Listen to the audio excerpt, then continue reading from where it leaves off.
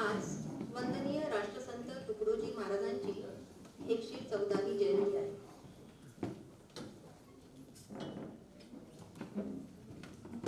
राष्ट्रसंतांची जयंती ग्रामजयंती म्हणून सर्वत्र साजरी केली जाते. या ग्रामजयंतीच्या राष्ट्रसंत तुकडोजी महाराज नागपूर विद्यापीठ नागपूर व महाराष्ट्र पशु व मत्स्य विद्यापीठ नागपूर यांच्या संयुक्त विद्यमाने 3 दिवसीय मत्स्योत्पादन प्रशिक्षण शिबिराचे आयोजन केले होते.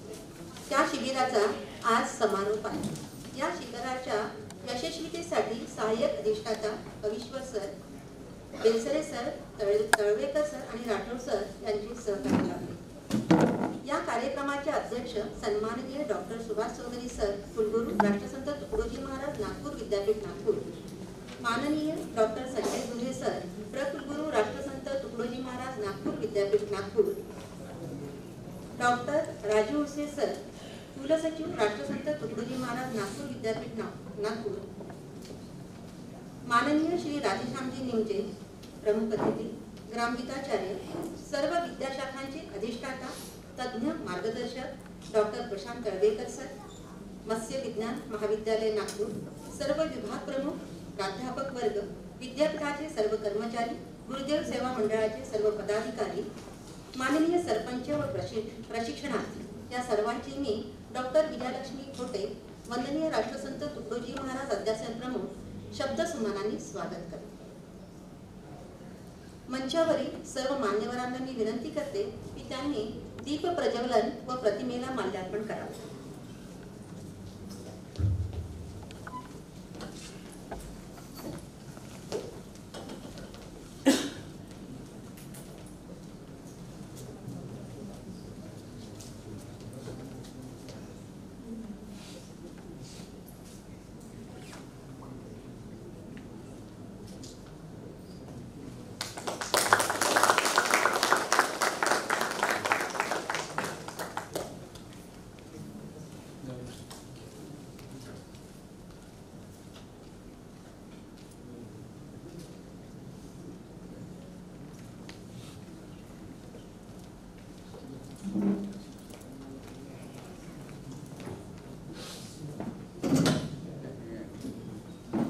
सर्व मान्यवरांनी आसनस्थ व्हावे अशी विनंती करते.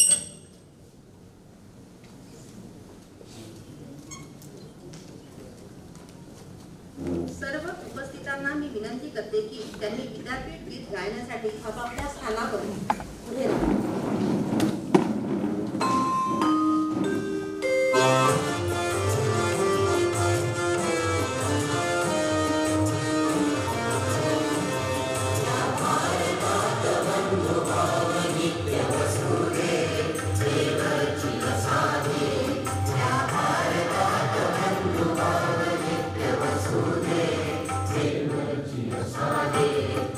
सर्व पंथ संप्रदाय एक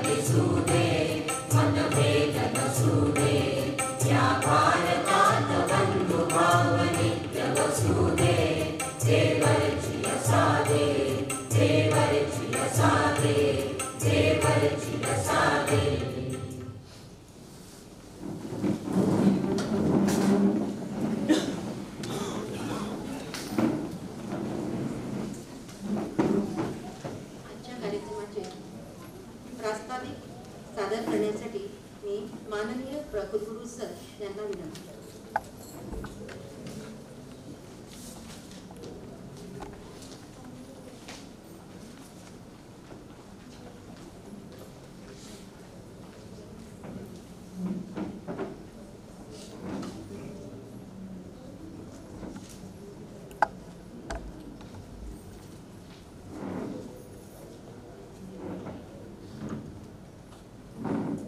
सर्वप्रथम मी राष्ट्रसंत तुकडोजी महाराज यांना वंदन करतो.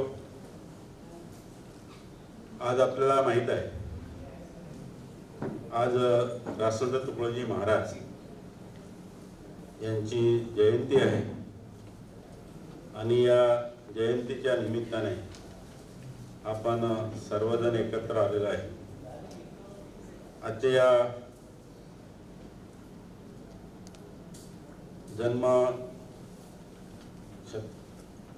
जयंती निमित्त मंचावर उपस्थित असलेले विद्यापीठाचे कुलगुरू डॉक्टर सुभाष चौधरी सर, आजचे प्रमुख वक्ते ज्यांचा आज तुकडोजी महाराजांवरती व्याख्यान होणार आहे, राधेश्यामजी निंजे, विद्यापीठाचे कुलसचिव राजू हिवसे, आपल्या अध्यासन प्रमुख डॉक्टर विजयलक्ष्मी खोटे, उपस्थित विद्यापीठाचे विभाग प्रमुख, सर्व प्राध्यापक, कर्मचारी आणि राष्ट्रसंत तुकडोजी महाराज यांचे उपासक बंधू आणि भगिनी, की आपल्याला माहीत आहे की आज तुकडोजी महाराजांची जयंती आहे. या जयंतीच्या निमित्ताने तुकडोजी महाराजांचे विचार आपल्या समोर मांडण्याकरता श्री राधेश्यामजी निंजे आलेले आहेत. परंतु मला असं वाटते की आपण आपले जे अध्यासन केंद्र आहे, अध्यासन केंद्रामार्फत आपण अनेक प्रकारचे कार्यक्रम वर्षभर राबवित असतो. कारण की तुकडोजी महाराजांचा संदेश होता की गावाचा विकास म्हणजे राष्ट्राचा विकास. तर गावाच्या विकासाकरिता या शताब्दी वर्षाच्या निमित्ताने आपण काय काय केलं पाहिजे. आताच परवाच्या दिवशी मापसूद या मत्स्य विद्यापीठ आहे, इथे एक कार्यक्रम झाला लोकांकरता. असे अनेक प्रकारचे कार्यक्रम आपण अध्यासनामार्फत राबवित असतो. आपण या निमित्ताने तुकडोजी महाराजांची एक व्याख्यानाची सिरीज आपल्या इथे सुरू केलेली आहे. त्या व्याख्यानामध्ये एक पुष्प सुद्धा गुंफलेलं आहे. डॉक्टर महात्मे यांनी हे पहिलं पुष्प गुंफलेलं आहे आणि त्या निमित्ताने 2 वर्षभर आपण पूर्ण नागपूर विद्यापीठामध्ये तुकडोजी महाराजांनी दिलेलं तत्वज्ञान, तुकडोजी महाराजांनी दिलेला उपदेश यावरती शहर ते ग्राम आपण असं कार्य करणार आहोत. आणि त्या अनुषंगाने आपण विद्यापीठाने ठरवलेलं आहे की जे उन्नत भारत अभियान आहे त्या अंतर्गत प्रत्येक महाविद्यालयांनी 5 गाव दत्तक घेतले पाहिजे, जेणेकरून राष्ट्र निर्माणाची जी संकल्पना तुकडोजी महाराजांनी सांगितली, गावाचा विकास झाला तरच संपूर्ण देशाचा विकास होणार आहे, ती संकल्पना आपल्याला साकार करता येणार आहे.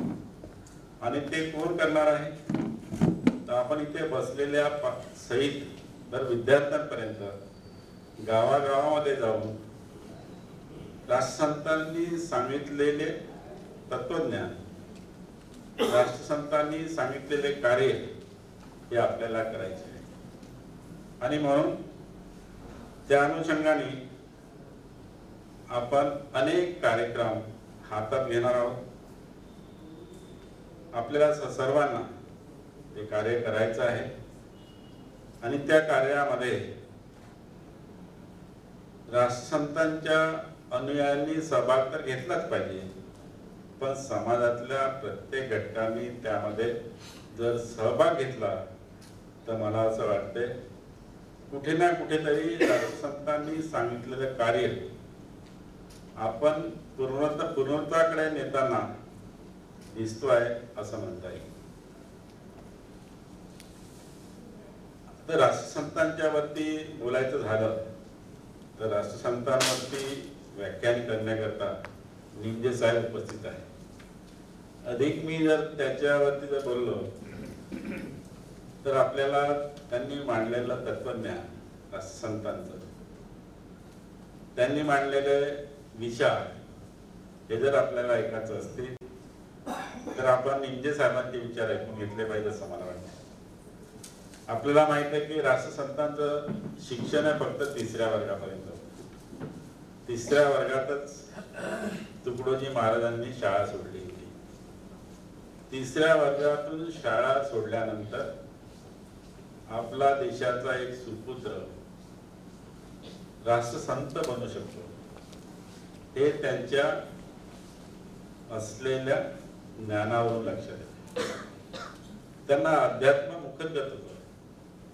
बसता बसता ते भजन लिहायचे, बसता बसता ते अभंग करायचे. आणि असं म्हणतात की आपल्याला 1942 आंदोलनामध्ये राष्ट्रसंतांनी एक नारा दिला होता, झाड जळवले बम बनेंगे, भक्त बनेगी सेना. अशा प्रकारचं त्या काळामध्ये आंदोलनामध्ये उतरणारे, स्त्रियांच्या हक्कापासून तर गावातल्या प्रत्येक समस्यांपर्यंत आघात करणारे असे राष्ट्रसंत त्यांची आज पुण्यतिथी आहे. त्यांचं प्रेरणागीत आपण स्वीकारलेलं आहे, या भारतात बंधुभाव असू दे देवाची असा. आणि त्याचप्रमाणे राष्ट्रसंतांनी अनेक प्रकारच्या ज्या रूढी परंपरा यामध्ये रुजलेल्या प्रथा होत्या त्यावरती सुद्धा त्यांनी आघात केला. आणि म्हणून त्यांचे अनेक भजनं त्याच्यावरती आहेत. राष्ट्रसंत असं म्हणतात की आजची जे जग आहे ते नुसतं वेगळी जग आहे.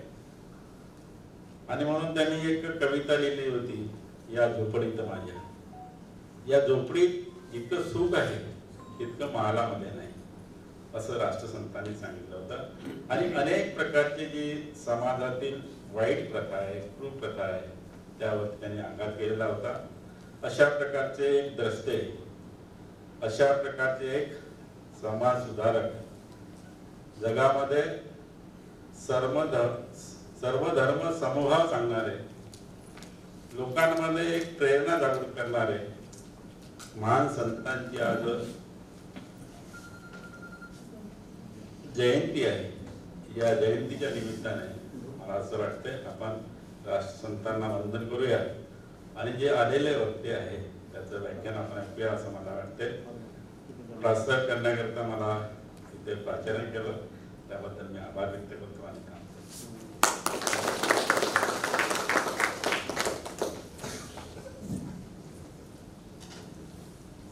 निश्चितच सर, आजही ग्रामोन्नतीकडे लक्ष देण्याची आवश्यकता आहे व आमचे विद्यापीठ त्यासाठी कार्यक्रम राबवित आहे ते अत्यंत कौतुकास्पद आहे. धन्यवाद सर. सन्माननीय कुलगुरू सरांना मी विनंती करते की त्यांनी आजचे वक्ते श्री राजेशामजी निंजे सर यांचे सन्मानचिन्ह, ग्रामगीता व शॉल श्रीफळ देऊन सत्कार करावा.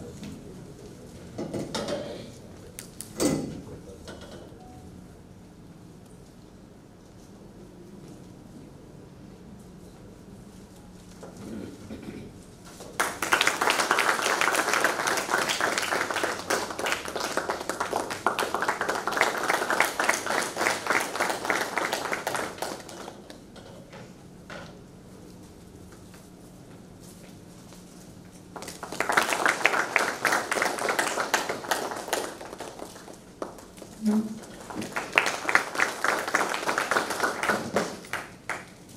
सर. तसेच मत्स्योत्पादन प्रशिक्षण शिबिरासाठी मार्गदर्शक म्हणून लाभलेले श्री तळवेकर सर, मत्स्य विज्ञान महाविद्यालय नागपूर यांचे स्वागत प्रकुलगुरू सर करतील अशी मी त्यांना विनंती करते.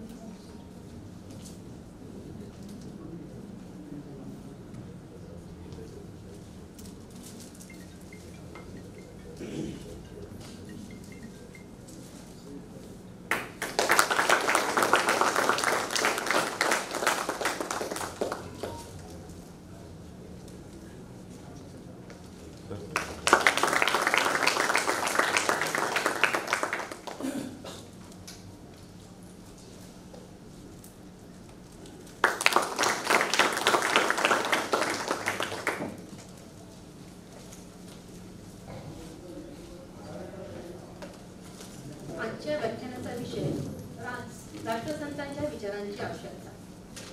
यावर विचार व्यक्त करण्यासाठी उपस्थित असलेले माननीय श्री गुरुदेव सर हे नागपूर महानगरपालिका नागपूर येथून उपअभियंता पदावरून सेवानिवृत्त झालेले आहेत. त्यांनी सिव्हिल इंजिनिअरिंगमध्ये डिप्लोमा केलेला आहे.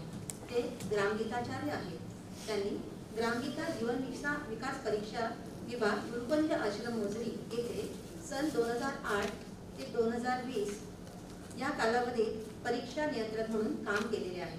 संत कबीर आदिवासी विकास मंडळ या सामाजिक संघटनेचे सन 2009 पासून अध्यक्ष आहेत. नागपूर मनपा कर्मचारी संघटना बँकेचे ते माजी अध्यक्ष होते. श्री गुरुदेव सेवा मंडळ अंबिकानगर शाखा नागपूरचे ते उपसेवाधिकारी आहेत. त्यांना शिक्षण क्षेत्राशी संबंधित कार्य करणे, प्रवचने व भजने इत्यादी गोष्टींची आवड आहे. असे बहुआयामी वक्ते आजच्या कार्यक्रमाला लाभलेले आहेत. मी त्यांना विनंती करते की त्यांनी आपले विचार सादर करून आम्हाला उपकृत करावे.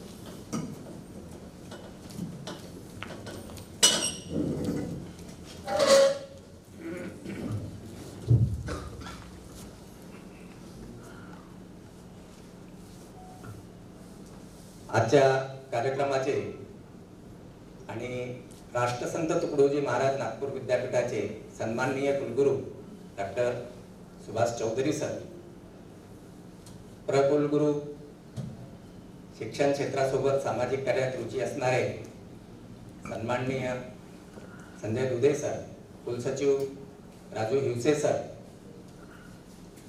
अध्यासनाच्या प्रमुख आणि संचालनकर्त्या जे सूत्रसंचालन करत आहेत त्या विजयालक्ष्मी थोटेताई, सर्व विभागाचे विभाग प्रमुख, उपस्थित सर्व उपासक बंधू भगिनी, श्रोत्यात साधून असे बैसला म्हणता लागे कारे तोंडाला, आणि म्हणून प्रथमची नमस्कार केला ग्राम श्रोतेगण. आपण सर्वांना नमस्कार. वंदनीय राष्ट्रसंत युगप्रवर्तक होते, मानवतेचे महान पुजारी राष्ट्रसंत तुकडोजी महाराज यांच्या चरणावर नतमस्तक होतो. आणि माझ्या विषयाकडे वळण्यापूर्वी मला असं वाटतं की विषय आज राष्ट्रसंतांच्या विचारांची आवश्यकता हा आहे मूळ विषय, पण आज ग्राम जयंती आहे, म्हणजे तुकडोजी महाराजांची जयंती म्हणून आपण जे मानतो ती ग्राम जयंती साजरा करण्याचा उत्सव आहे. आणि म्हणून थोडंसं त्याविषयीचं विवेचन करू इच्छितो. मी ज्ञानी नाही, पण ज्ञानावर प्रेम करणारा जरूर आहे. आणि राष्ट्रसंत तुकडोजी महाराज यांच्या साहित्यावर प्रेम करता करता मी तुमच्यापर्यंत उभं झालेलो आहे. त्यांच्या प्रेमानेच मला तुमच्यापुढे उभं केलेलं आहे. ज्ञान हे एक असं इन्व्हेस्टमेंट आहे की ज्याचा डिव्हिडंड कधीही संपत नाही, तो सतत मिळत राहतो. मी साहित्यिक नाही, संशोधकही नाही किंवा शास्त्रज्ञही नाही, पण एक्सपेरिमेंट करून अनुभव घ्यायला शिकलो आणि त्या अनुभवानंच मला तुमच्यापुढे उभं केलेलं आहे. वास्तविक शास्त्राचं जे ज्ञान असतं ते शस्त्रापेक्षा अधिक धारदार कसं असतं हा संदेश तुमच्यापर्यंत द्यायला मी आलो आहे. कुणाचा तरी जन्म कोणत्या तरी निमित्तानं होतो. आपल्याला इतिहास माहित आहे, प्रभू रामचंद्राचा जन्म झाला, आपल्याला मर्यादा शिकून गेला. कृष्णाचा जन्म झाला, धर्म आणि अधर्म काय आहे, गीतामान्य कर्म कोणते, हे आपल्याला श्रीकृष्णाच्या जन्मानं शिकवलं. राष्ट्रसंतांचा जन्म हा आपल्याला ग्रामजयंती कशी साजरी करायची आणि ग्रामजयंती म्हणजे नेमकं काय, हा मंत्र शिकवून गेलेला आहे. 1960 ची घटना आहे.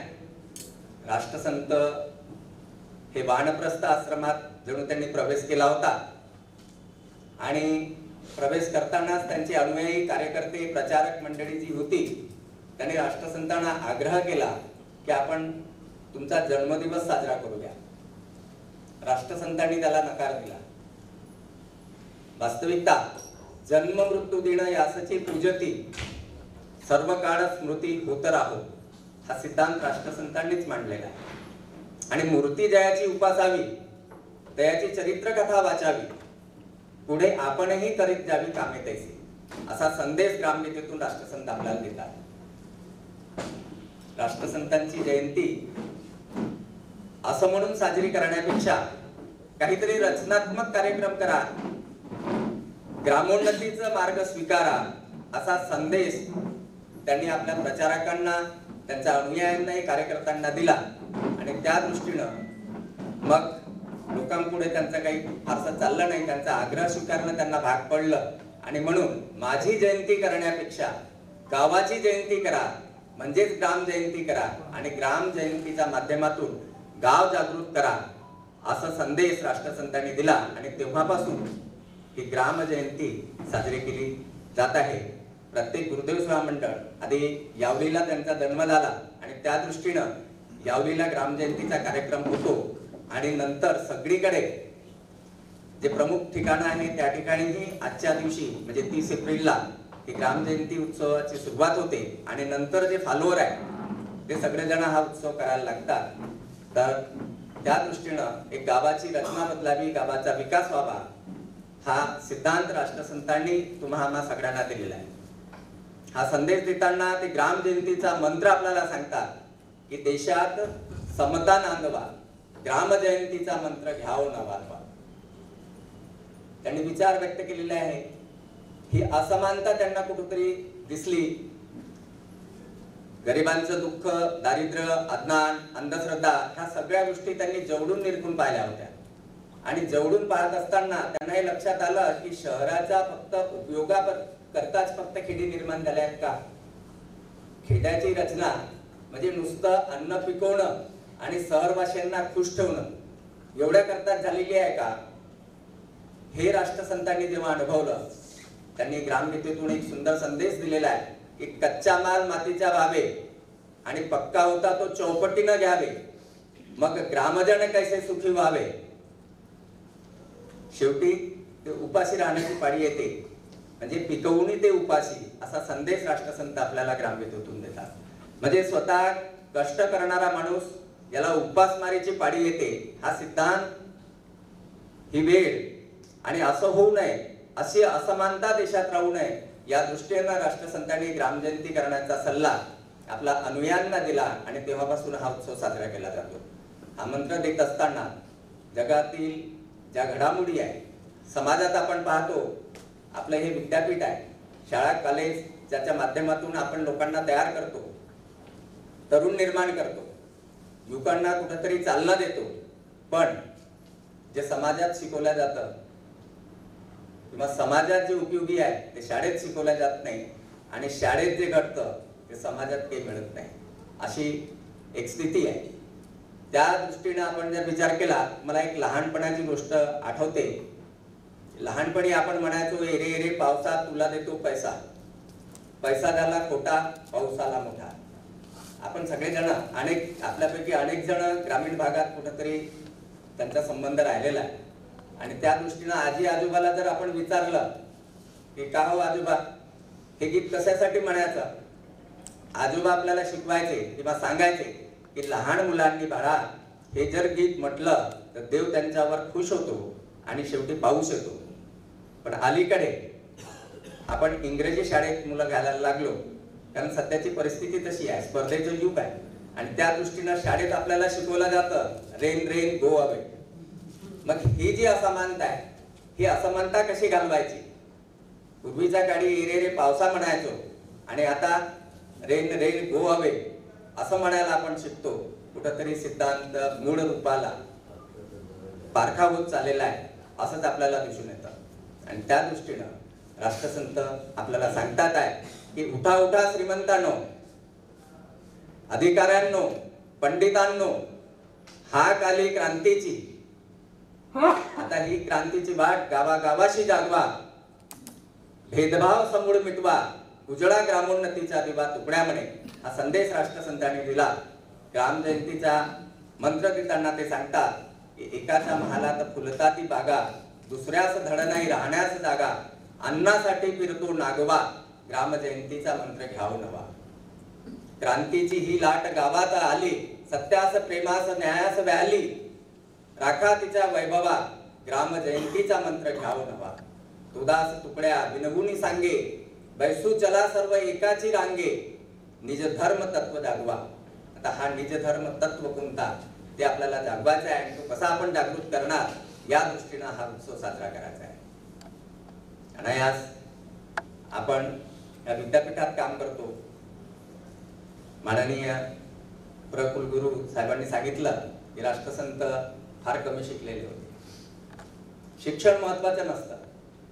आपल्याला याच्यासोबत अजून जे जे काही समाजात राहण्याच्या, शिकण्याच्या, जीवन जगण्याच्या कला आपल्याला मिळतात ते महत्वाचं असतं. नुसतं शिक्षण घेऊन आपण काही पुढे जाऊ शकत नाही.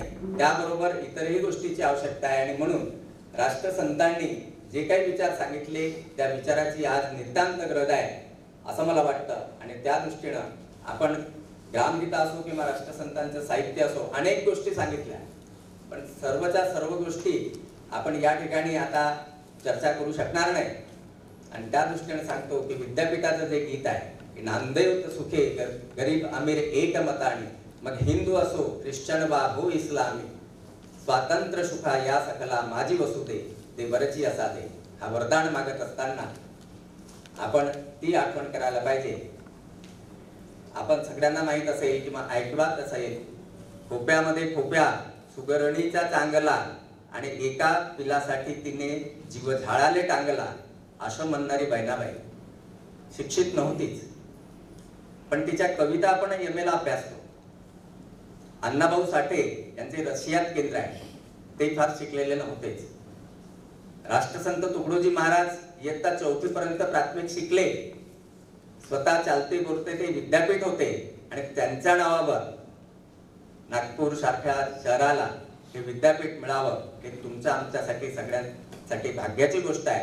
आणि ते भाग्यवंत त्याचं रोपण करणं, त्याला खतपाणी घालून वाढवणं ही जबाबदारी आता डॉक्टर सुभाष चौधरी साहेब यांच्यावर येऊन ठेवलेली आहे आणि ते चांगल्या पद्धतीने हे हाताळत आहे. मला असं वाटतं की पूर्वीच्या काळात आता त्याचा या ठिकाणी उल्लेख करावा नाही करावा हे एक संभ्रम आहे, पण पूर्वीच्या काळात काहीतरी विद्यापीठाच्या नावावर गालबोट लागायचा.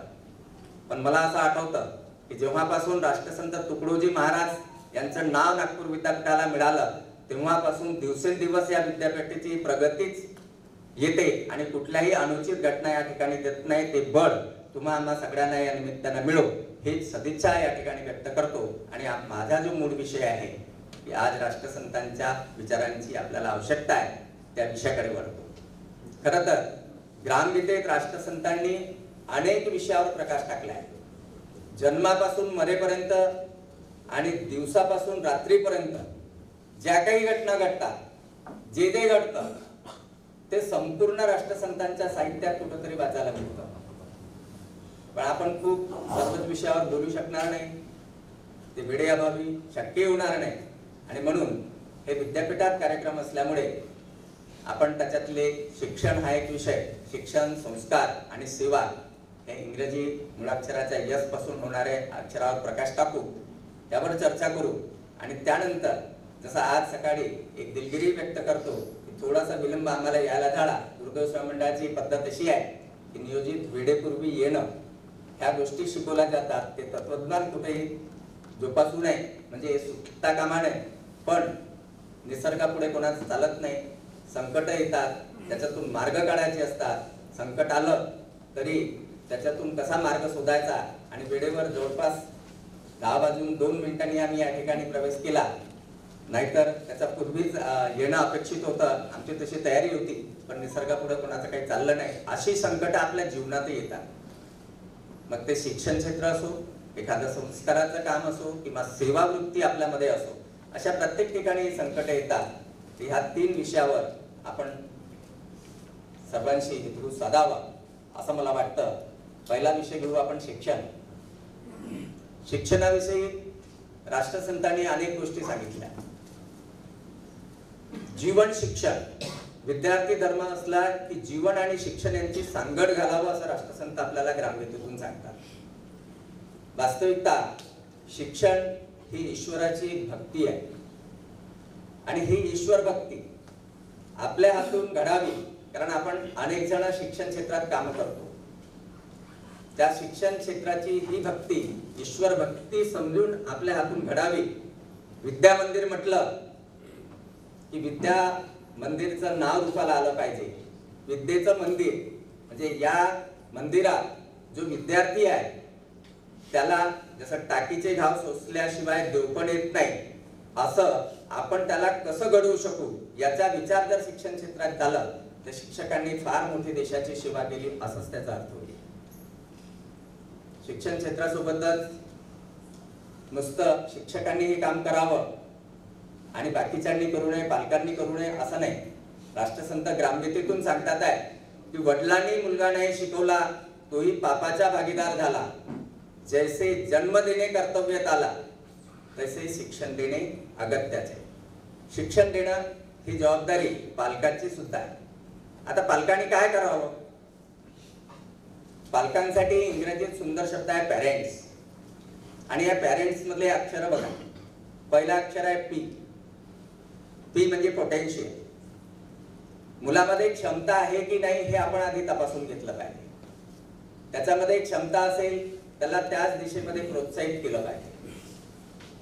दुसरा शब्द आहे ए, एटीट्यूड. त्याचा कल कुठे आहे?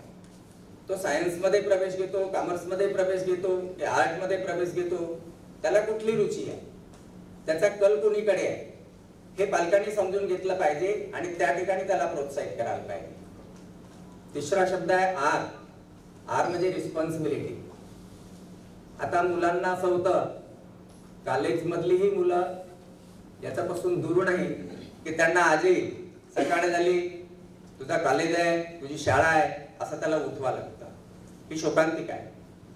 मुलाला एवढं मोठं झाल्यानंतरही लहानपणापासून पालकांनी शिकवलं नाही, नुसते लाड पुरवले, म्हणून पिढी कुठंतरी वाईट मार्गाला जात आहे. ही रिस्पॉन्सिबिलिटी त्या मुलाला कळावी यासाठी आपण प्रयत्न केले पाहिजे. पालकांनी निश्चितच हे ओळखून त्याला बाल संगोपन करता आलं पाहिजे. ते संगोपन त्यांनी केलं पाहिजे. पुढचा शब्द जर आपण पॅरेंट्स या शब्दाकडे वळलो तर आर नंतर ई येतं. इलिजिबल आहे की नाही, तो पात्र आहे की नाही, ज्या शाखेत त्याला आपण प्रवेश देत आहोत, ज्या कामासाठी आपण त्याला पाठवत आहोत त्या कामासाठी तो लायकीचा आहे का? अननेसेसरी ओझं टाकून कोणीही प्रगती करू शकणार नाही, आणि त्या दृष्टीने तो पात्र आहे की नाही हे पालकांनी तपासून घेतलं पाहिजे. पुढे नोबेल यन हे अक्षर आहे. पवित्र आहे की नाही, चांगल्या कामाकडे तो त्याचं संपूर्ण लक्ष आहे की नाही या दृष्टीने आपण पालकांची ही जबाबदारी आहे. पुढचा शब्द येतो टी. टी म्हणजे टफ. अडचणी अनेक आहे, संकट अनेक आहे. या संकटावर मात करून अनेक थोर पुरुष जे आहेत ते मोठे झाले, ते संकटावर किंवा अडचणीचा सामना करूनच मोठे झाले. त्या दृष्टीनं पालकांनी आपल्या मुलाला तसं शिकवलं पाहिजे. आणि शेवटचा शब्द आहे यस. यस म्हणजे सपोर्ट, सहकार्य. सहकार्य करता आला पाहिजे. राष्ट्रसंत आपल्याला सांगतात की सहकार्याची प्रबल भावना ह्याची शिक्षणाचे मूळ सूत्र जाणा. सहकार्य वाचून शिक्षणा महत्व नाही.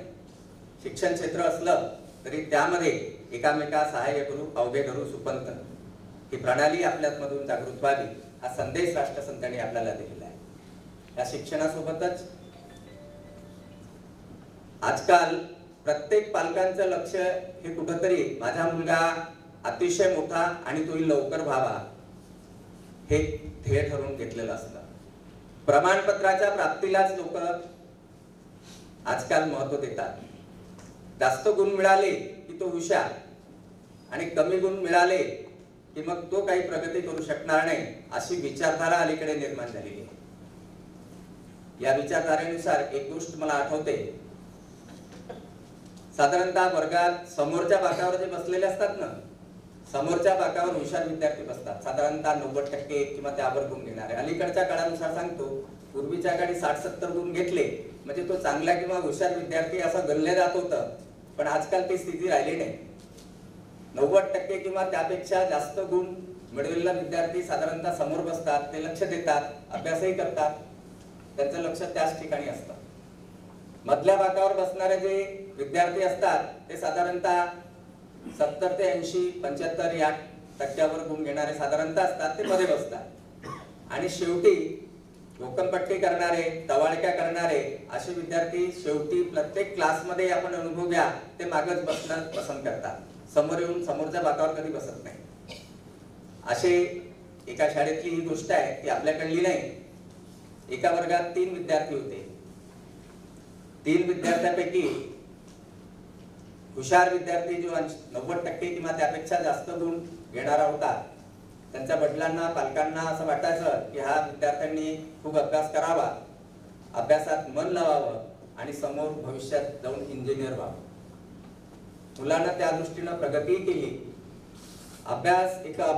अभ्यासापलीकडे दुसऱ्या कुठल्याही कामात त्याचं मन रमत नसे, म्हणजे वडिलांच्या आज्ञेचं पालन करावं हा सिद्धांत त्यांनी मनाशी ठेवला आणि अभ्यास करत करत ग्रॅज्युएट झाला.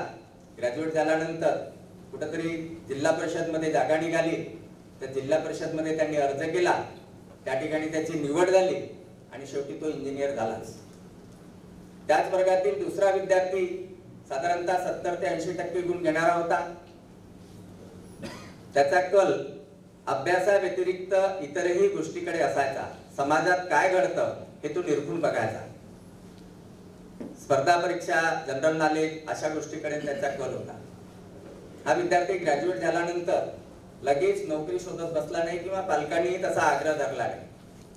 पुढं त्यानं ग्रॅज्युएट झाला, स्पर्धा परीक्षा दिली, स्पर्धा परीक्षेत यश मिळवून तो नंतर त्या जिल्हा परिषद मध्ये अनायास शिओ झाला. म्हणजे हुशार विद्यार्थी होता, तो इंजिनियर झाला. त्याच्यानंतरचा जो मध्यम हुशार विद्यार्थी झाला आपण म्हणू, तो शिओ झाला. आणि शेवटच्या ठिकाणी बसणाऱ्या विद्यार्थ्यांची सवय अशी होती, अभ्यासही करायचे, जेमतेम 60-70% गुण मिळालं एवढं पुरेसं आहे, पण जीवनही जगता यावं म्हणून सगळ्या गोष्टी क्रमानं व्हायच्या. शाळेच्या गॅदरिंग असो, इतर घडामोडी असो, इतर ऍक्टिव्हिटीज असो, त्या सगळ्यामध्ये तो भाग घ्यायचा. समाजाला निरखून बघायचं. या भारतात बंधुभाव नित्य वसुदेव भावना त्याच्यामध्ये होती. आणि त्या दृष्टीनं त्याने ग्रॅज्युएट झाल्यानंतर आता पुढं काय, 4 लोकात रमणारा माणूस अनायास राजकारणाकडे वळला. राजकारणाकडे वळल्यानंतर आमदार झाला. आमदार झाल्यानंतर पालकमंत्री झाला आणि अनायास त्या जिल्हा परिषद मध्ये तो पालकमंत्री झाला. आता सांगा, जो सर्वात हुशार विद्यार्थी होता त्यांनी सीओला सॅल्यूट करायचं आणि सीओनी पालकमंत्र्यांना सॅल्यूट करायचं, अशी घटना घडते. म्हणून राष्ट्रसंत आपल्याला संदेश देतात की नुसतं नको उच्च शिक्षण, हे ते गेले मागील युगी लपवणं, आता व्हावा कष्टिक बलवाना सुपुत्र भारताचा. नुसतं शिक्षण घेऊन उपयोग नाही, तर जीवन जगण्याची कलाही सुद्धा आपल्याला मिळवता आली पाहिजे. हा राष्ट्रसंतांचा संदेश आजच्या काळात अत्यंत गरजेचा आहे. नुसतं अभ्यास केलं तर ते पुरेसं होणार नाही, हेच याच्यातून शिकावं. कारण अनेक उदाहरणं राष्ट्रसंतांनी आपल्या ग्रामगीतेच्या माध्यमातून दिलेली आहे. जीवनाच्या गरजा ज्या आहेत त्या पूर्ण करता आल्या पाहिजे. मानवाच्या मूलभूत गरजा आपल्याला शाळेत शिकवल्या गेलं. अन्न, वस्त्र, निवारा इथपर्यंत जर आपण मर्यादित राहिलो तर शिक्षणानं ते पूर्ण होईल असं नाही. मग ही पिढी नवीन घडली पाहिजे, ध्येय आपल्याला गाठता आलं पाहिजे. यासाठी नेमकं काय करावं, कुठलं शिक्षण घ्यावं, जीवनाचा गरजा पूर्ण निर्वाहाचे एक एक साधन याचा अंतर्भाव शिक्षणात असावा असं राष्ट्रसंत आपल्याला ग्रामगीतेतून सुचवतात. नाही तर मुलगी शिकली शाळे माजारी आणि स्वयंपाक न करता हे घरी, काय करावी विद्या चातुरी कामाविन लंगडी ती. मुलीला कामाविन लंगडी यासाठी म्हटलं आहे की जर तिला स्वयंपाक करता आलं नाही तर तिचं शिक्षण कुठल्या कामाचं. मुलास पंगत वाळता नाही, घरचे पाणी भरता नाही, आपल्याच तुऱ्यात राहे व्यर्थ शिक्षण त्याचे. शिक्षण घेऊन मुलाला जर समजा घरचे कामाची लाज वाटत असली तर शिक्षण घेऊन कोणता उपयोग आहे. जीवनाच्या गरजा स्वतःचे काम तो करू शकत नसला तर हे मोठं अडचणीचं होणार आहे. आणि अशिक्षित स्वयंपाक करून खाई आणि सुशिक्षित चणे फाकत राही असंही घडता कामा नये. म्हणजे सुशिक्षित असला नुसतं भूक लागली तरी त्याला काही करता येऊ नये असं होता कामा नये. म्हणून राष्ट्रसंत आपल्याला सांगतात की नुसते नको उच्च शिक्षण हे ते गेले मागील युगी लपवून, आता बाबा कष्टिक बलवाना सुपुत्र भारताचा. ही गरज ही निकट आज शिक्षणातून मिळावी असा संदेश राष्ट्रसंत आपल्याला देतात आणि ती आजच्या काळाची निश्चितच गरज आहे. शिक्षण हे घेतलं जातं त्या दोन गोष्टी. एक तर आपला उदरनिर्वाह व्हावा म्हणून पोट भरण्यासाठी शिक्षण घेतलं जातं आणि दुसरं जीवन जगता यावं. शिक्षण घेतल्यानंतर पोट भरण्याचं साधन नक्कीच करावं, पण जीवन आपल्याला जगता आलं पाहिजे याही दृष्टीनं आपला विचार झाला पाहिजे. उत्तम नागरिक कसा होईल, एक योग्य नागरिक होण्यासाठी आपल्याला काय काय करावं लागणार आहे ते देखील आपण शिक्षण घेताना शिकलो पाहिजे. आणि शिक्षकांची आणि पालकांची ही जबाबदारी आहे की त्यांनी विद्यार्थ्यांना तसं घडवलं पाहिजे. आपल्या शिक्षणासोबत हेही विचार त्यांच्या मनामध्ये रुजवलं पाहिजे अशी गरज आजच्या घडीला येऊन ठेवलेली आहे. नाहीतर अनेक जण आपण पाहतो राष्ट्रसंत तीही सूचना करतात की आई बापाच्या प्रेमळ चाळा.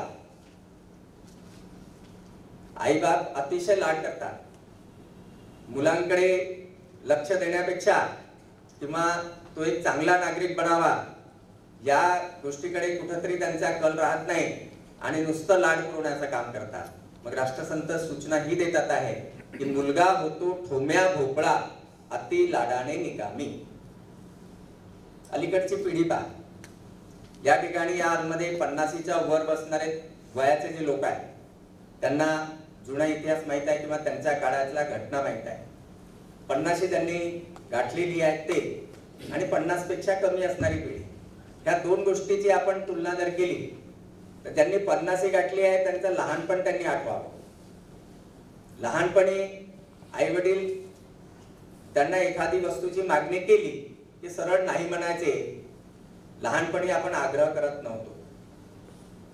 आताच्या पिढीमध्ये काय बदल झाला, आताची पिढी कुठलीही वस्तूची मागणी केली आणि आई बाबांनी नाही म्हटलं की का लगेच प्रश्न करतात, का ही वस्तू आणून देऊ शकत नाही का. असं प्रश्नाची सरबत्ती त्यांची अशी चालू असते की जोपर्यंत ते पालक त्याला होकार देत नाही किंवा हो म्हणत नाही तोपर्यंत तो एकावर एक प्रश्न विचारतच राहतो. असा बदल झालेला आहे. या बदलाची आपण कुठेतरी दखल घेतली पाहिजे. हा बदल का झाला, कुठं आपलं चुकतंय का, त्या दृष्टीनं आपण स्वतःला तपासून घेतलं पाहिजे आणि त्या दृष्टीनं योग्य ते नियोजन करण्याची जबाबदारी आज तुमच्या आमच्या सगळ्यांवर आहे. आणि म्हणून एक या प्रसंगानं माझ्याकडे एकदा माझा भाचा आला. सहज अशी चर्चा झाली, गोष्ट सांगितली त्याला लाकूड तोडायची. तुम्हाला सगळ्यांना कदाचित ही गोष्ट माहित असेल. लाकूड तोड्या जेव्हा जंगलात गेला तेव्हा त्याची कुऱ्हाड विहिरीत पडली. आपण सगळ्यांना कदाचित माहित असेल, फक्त आठवण म्हणून सांगतो. स्मरण व्हावं याच्यासाठी पूजती जर आपण लायसन जसं रिन्युअल करतो की नाही, त्या जुन्या गोष्टींची पुन्हा कुठेतरी आठवण व्हायला पाहिजे या दृष्टीनं ह्या जयंती किंवा पुण्यतिथी हे उत्सव करण्यासारखे असतात. राष्ट्रीय सण त्याच दृष्टीने आपण साजरे करतो की दरवेळी आपल्याला ही स्मृती होत राहिली पाहिजे. लायसन जसं रिन्युअल करतो तशासारखंच ही काम आहे.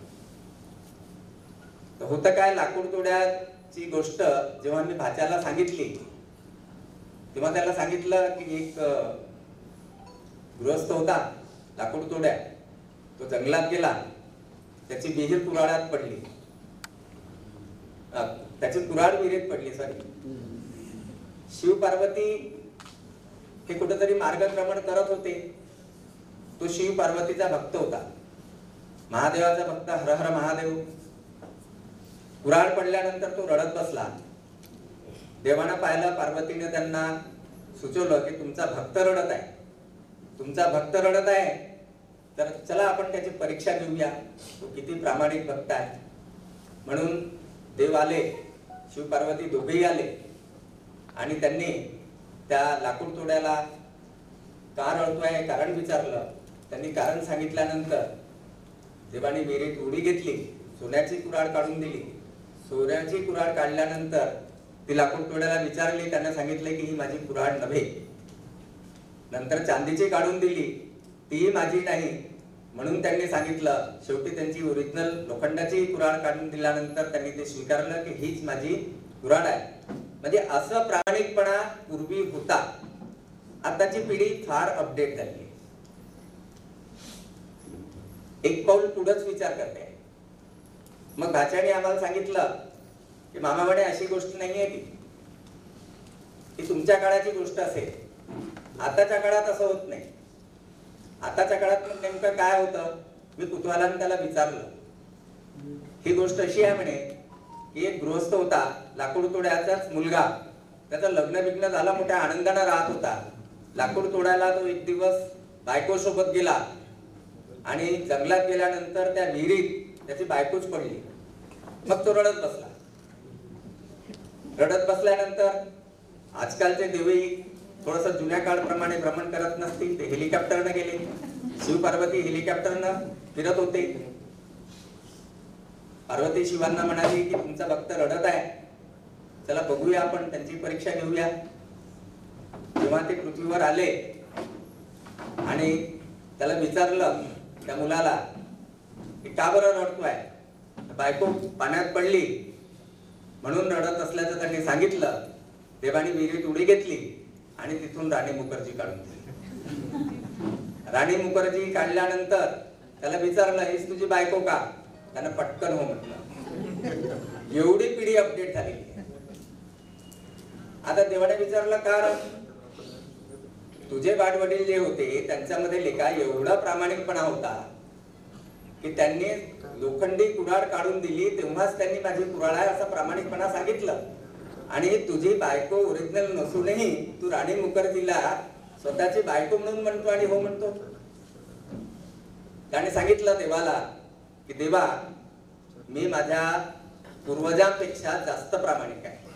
आता हे कसं, हा एक प्रश्नचिन्ह आहे. जास्त प्रामाणिक यासाठी कारण देवा, राणी मुखर्जीला तुम्ही काढलं, मी हो यासाठी म्हटलं कारण यानंतर तुम्ही मुदा माझी परीक्षा घेण्यासाठी राखी सावंतला आणलं असतं. राखी सावंतला आणलं असतं आणि तिसऱ्यांदा माझी ओरिजिनल बायको आणून दिली असती आणि तेव्हा आणि म्हटलं असतं खुश होऊन क्या तिनेच्या तिने तू सांभाळ. आजकालच्या युगात एकटं सांभाळणं होत नाही, सगळ्यांना कसं सांभाळायचं एक प्रश्नचिन्ह आहे. म्हणजे हा प्रामाणिकपणा सांगायचं तात्पर्य एवढंच होतं की अलीकडची पिढी ही जास्त अपडेट झालेली आहे, दोन पावलं पुढे विचार करायला लागला.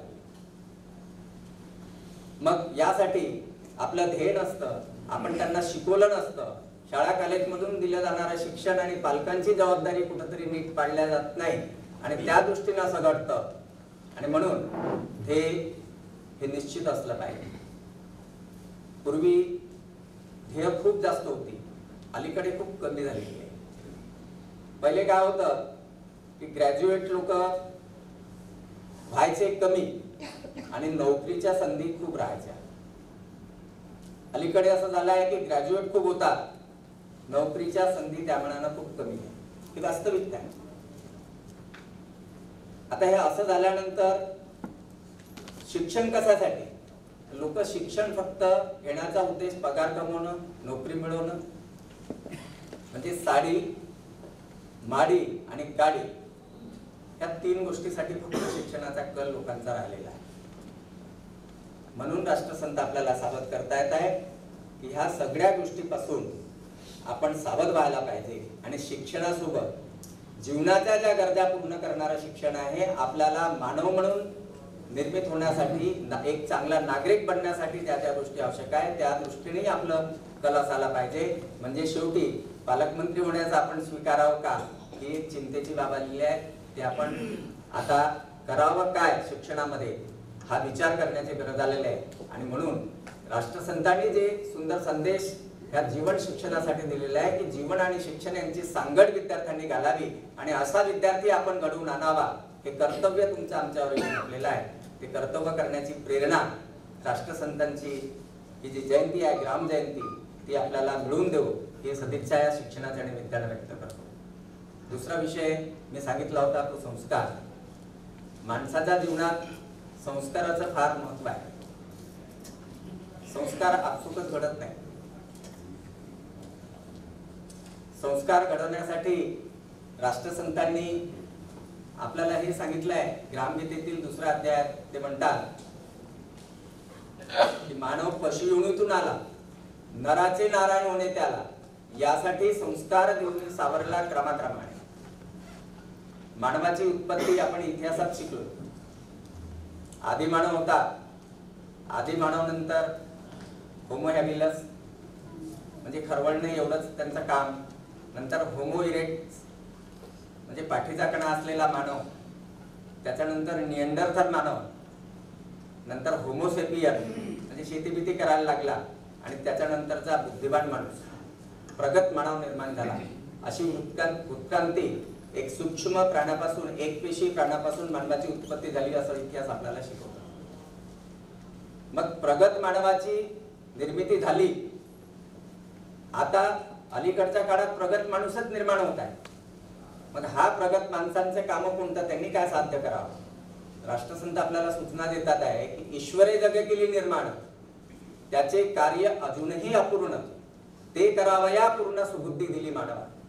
इतर प्राणी मात्रापेक्षा, इतर जीवांपेक्षा, इतर योनीपेक्षा मानवाला जी बुद्धी दिलेली आहे त्याचा विकास ईश्वराने ज्यासाठी निर्मिती केली त्या कामाकरता झाला पाहिजे. हा संदेश राष्ट्रसंत आपल्याला ग्रामगीतेतून देतात. आणि म्हणून राष्ट्रसंतांनी उत्क्रांतीचे 3 टप्पे सांगितले. एक सांगितलं मनुष्यत्व, दुसरं साधुत्व आणि तिसरं देवत्व.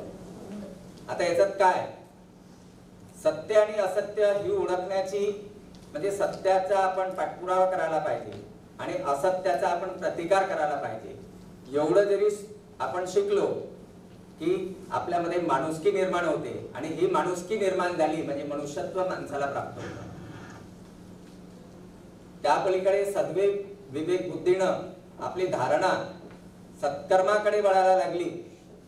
चांगले काम आपण करायला सुरुवात करायला लागलो की आपल्यामध्ये साधुत्व निर्माण होतं. आणि देवानं ही पृथ्वी निर्माण केलेली आहे, देवानं हे जीव निर्माण केलेला आहे. म्हणून देवाचं काहीतरी घेणं देणं लागतं. आणि नंतर तो सत्याचा पाठपुरावा करण्यासाठी आणि असत्याचा प्रतिकार करण्यासाठी समूहानं राहतो, कुटुंबानं राहतो, सामुदायिकतेनं राहतो, संघटनेनं राहतो. तेव्हा मानवाला देवत्व प्राप्त होतात. आणि म्हणून समुदायालाही अतिशय महत्व राष्ट्रसंतांनी सांगितलेले आहे. या दृष्टीनं आपण मानवांच्या जीवनाच्या अवस्था जर बघितला तर माणसाच्या बाल अवस्था, तरुण अवस्था आणि वृद्ध अवस्था अशा 3 अवस्था आपण पाहतो.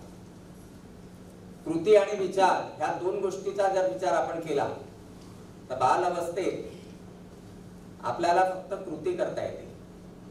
एखादा दगड पडला असला, रस्त्यावरून जाताना लहानही मुलगा असला तर या दगड बाजूला करून टाकावा एवढंच त्याला कळतं, म्हणजे तो कृती करतो. पण तो दगड का बरं बाजूला करावा, त्याच्यामुळे काय अपाय होतील, एवढा सगळ्या भानगडीत तो पडत नाही, एवढा विचार तो करत नाही. मग वृद्ध अवस्थेतला माणूस काय करतो, तर वृद्ध अवस्थेतला माणूस फक्त विचार करतो. विचार करत असताना त्याला वाटतं की हा दगड आपण उचलला पाहिजे.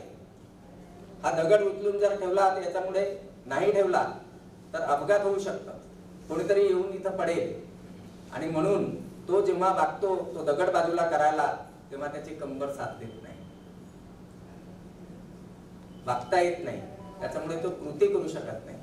म्हणजेच बाल अवस्थेत आपण फक्त कृती करतो, वृद्धावस्थेत आपण फक्त विचार करतो, पण ज्या तरुण अवस्थेत आपण कृती आणि विचार दोन्ही करू शकतो, त्या अवस्थेत आपण आपलं नेमकं काम करत नाही, याच्यापासून आपण कुठंतरी बोध घेतला पाहिजे. आणि ज्या अवस्थेत आपण हे काम करू शकतो, त्या अवस्थेत आपण काम करू शकलो पाहिजे, ते काम त्याच अवस्थेत केलं पाहिजे. म्हणून तरुणांना घडवण्याची जबाबदारी विद्यापीठावर आहे. शाळा कॉलेजच्या माध्यमातून तरुण कसा निर्माण व्हावा हे सांगण्याची गरज आहे. म्हणून वारंवार मी आपणापुढे राष्ट्रसंतांचा सिद्धांत सांगत आहे की जीवन आणि शिक्षण या दोन्हीची सांगड आपल्या कृतीतून, आपल्या या माध्यमातून व्हायला पाहिजे. पूर्वीच्या काळी गुरुकुलात शिक्षण घ्यायची पद्धत होती. गुरुकुलातून शिक्षण घेत असताना प्रभू रामचंद्र हे मर्यादा पुरुषोत्तम झाले. राष्ट्रसंत आपल्याला सांगतात की जोवरी हे होते संस्कार, तोवरी राष्ट्र बलवान उत्तम, वाढुनी व्यसने विषय प्रेम, पतन झाले समाजाचे. समाजाचं पतन व्हायला काय कारण आहे? अलीकडच्या काळात व्यसने वाढली, विषयाची आसक्ती वाढली आणि त्याच्यामुळे समाजांचं पतन होताना आपण पाहतोय. मग असे संस्कार, जे संस्कार, तशी भारतीय संस्कृती अतिशय चांगली आहे. भारतातच अनेक गोष्टी चांगल्या घडतात. आई वडिलांचा आदर हा भारतातच प्रामाणिकपणे केला जातो. पाश्चात्य संस्कृतीत आई वडील हे मित्रासारखे असतात. आपण पाहिलं असेल, अनुभवलं असेल, आई वडिलांचा आदर करायला शिकवणं ही आजची संस्कृती आहे. हा संस्कार आपण शिकला पाहिजे.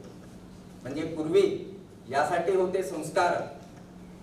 शिक्षणक्रम शिकवी व्यवहार, शिक्षणातून व्यवहार शिकवला जात असे. आणि मागील ऋषी असती चतुर, गुरुकुलातली जी पद्धत आहे त्याच्यामध्ये ऋषी मुनीही अतिशय चतुर होते. समाज व्यवस्था चालवाया, समाज कसा चालेल, कसा पुढे राहील या दृष्टीने विचार करणारे ऋषीमुनी होते. आणि म्हणून गुरुकुलात त्या पद्धतीनं शिक्षण दिलं जात होतं. आश्रमात मिळणारं शिक्षण, आता शिक्षणात कुठेतरी बदल झाला. स्पर्धेचं युग आहे, त्या दृष्टीने हा बदल कदाचित झाला असेल. पण ते शिक्षण होत असताना किंवा हा बदल होत असताना संस्काराला जपणं हे अतिशय महत्वाचं आहे. आपण सगळ्यांना अनेक उदाहरणे या संदर्भाने माहित असतील. गणेशानं जेव्हा प्रदक्षिणा करायला सांगितली, तेव्हा गणेशांना आई वडिलांच्या भोवतीच प्रदक्षिणा करून मी पूर्ण पृथ्वीला प्रदक्षिणा केली असं सिद्ध करून दाखवलं आणि पुण्य कमावलं. भक्त पुंडलिकानं आई वडिलांची सेवा करत असताना देवाला विटेवर उभं ठेवलं की तोपर्यंत थांब, मला आई वडिलांची सेवा करायची आहे. प्रभू रामचंद्रानं आपल्या वडिलांच्या वचनपूर्तीसाठी आणि आईच्या इच्छेसाठी वनवास स्वीकारला. ही संस्कृती फक्त भारतातच होते, विदेशात होत नाही. म्हणून भारतीय संस्कृतीचं जतन आपल्या माध्यमातून झालं पाहिजे, आपल्या या शिक्षण क्षेत्रातून झालं पाहिजे. आपण तसं संस्कार देण्याची पद्धत लावली पाहिजे, असं राष्ट्रसंतांच्या या विचारातून आपण शिकणं अत्यंत गरजेचं आहे. गुरुकुलातल्या या पद्धतीसोबत पुढच्या विषयाकडे वळतो, तो विषय आहे सेवा. पण तत्पूर्वी मला एक पुन्हा गोष्ट आठवली की संस्कार कसे असतात, त्यासाठी एकेकाळची एक गोष्ट आपणासमोर सांगतो. एका गावात एक पाटील होता. पाटील अतिशय धष्टपुष्ट होता, पहिलवान. तो गॅलरीत फिरायचा. गॅलरीत फिरत असताना एक लहान मुलगा खाली फिरत असे. खाली त्यांना पाहिलं, पाटलाकडे पाहून त्याला विचार आला, या पाटील एवढा धष्टपुष्ट आहे, समजा हा मेला, त्याला 4 जण उचलतीलच कसे. त्याच्या बुद्धीप्रमाणे त्याला हे कुठेतरी वाटायला लागलं, ह्या पाटील जर मरण पावला तर याला 4 लोक उचलतीलच कसे, एवढा हा लठ्ठा आहे. पण त्याचं हे सारखं चिंतन, सारखं पुटपुटणं सुरू होतं. पाटलाच्या ते कानावर गेलं.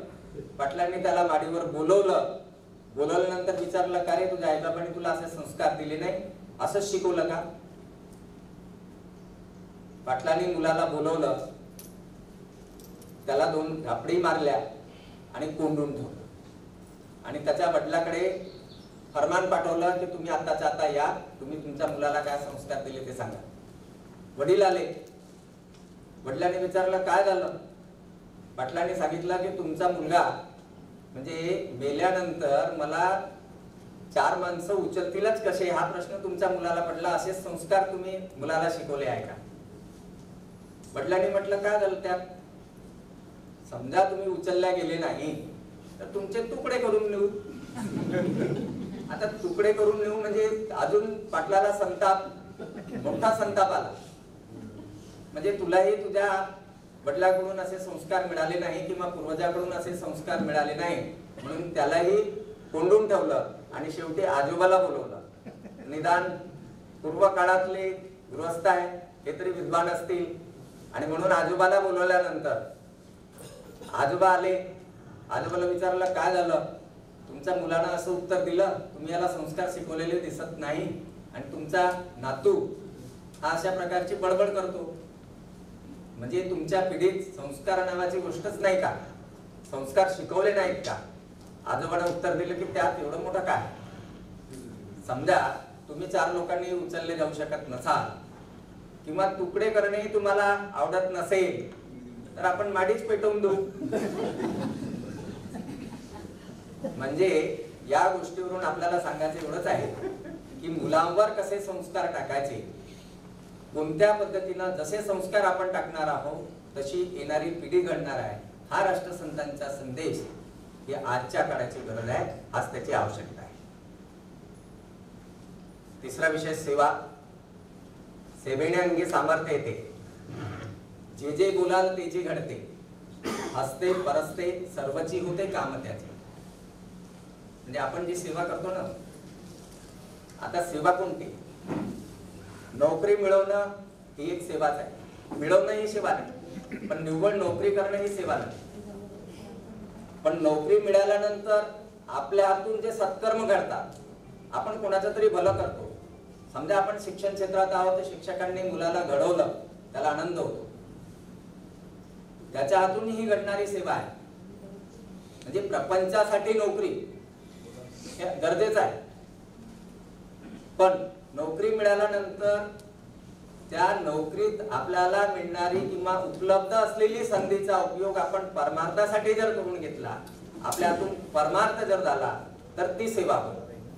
आणि ही सेवा घडावी म्हणून राष्ट्रसंत आपल्याला ग्रामगीतेच्या माध्यमातून एक उदाहरण देतात की सूर्य सकळांची सेवा करी, मोबदला न मागे तिडभरी, सातत्याने चाले चाकरी सेवा भावी.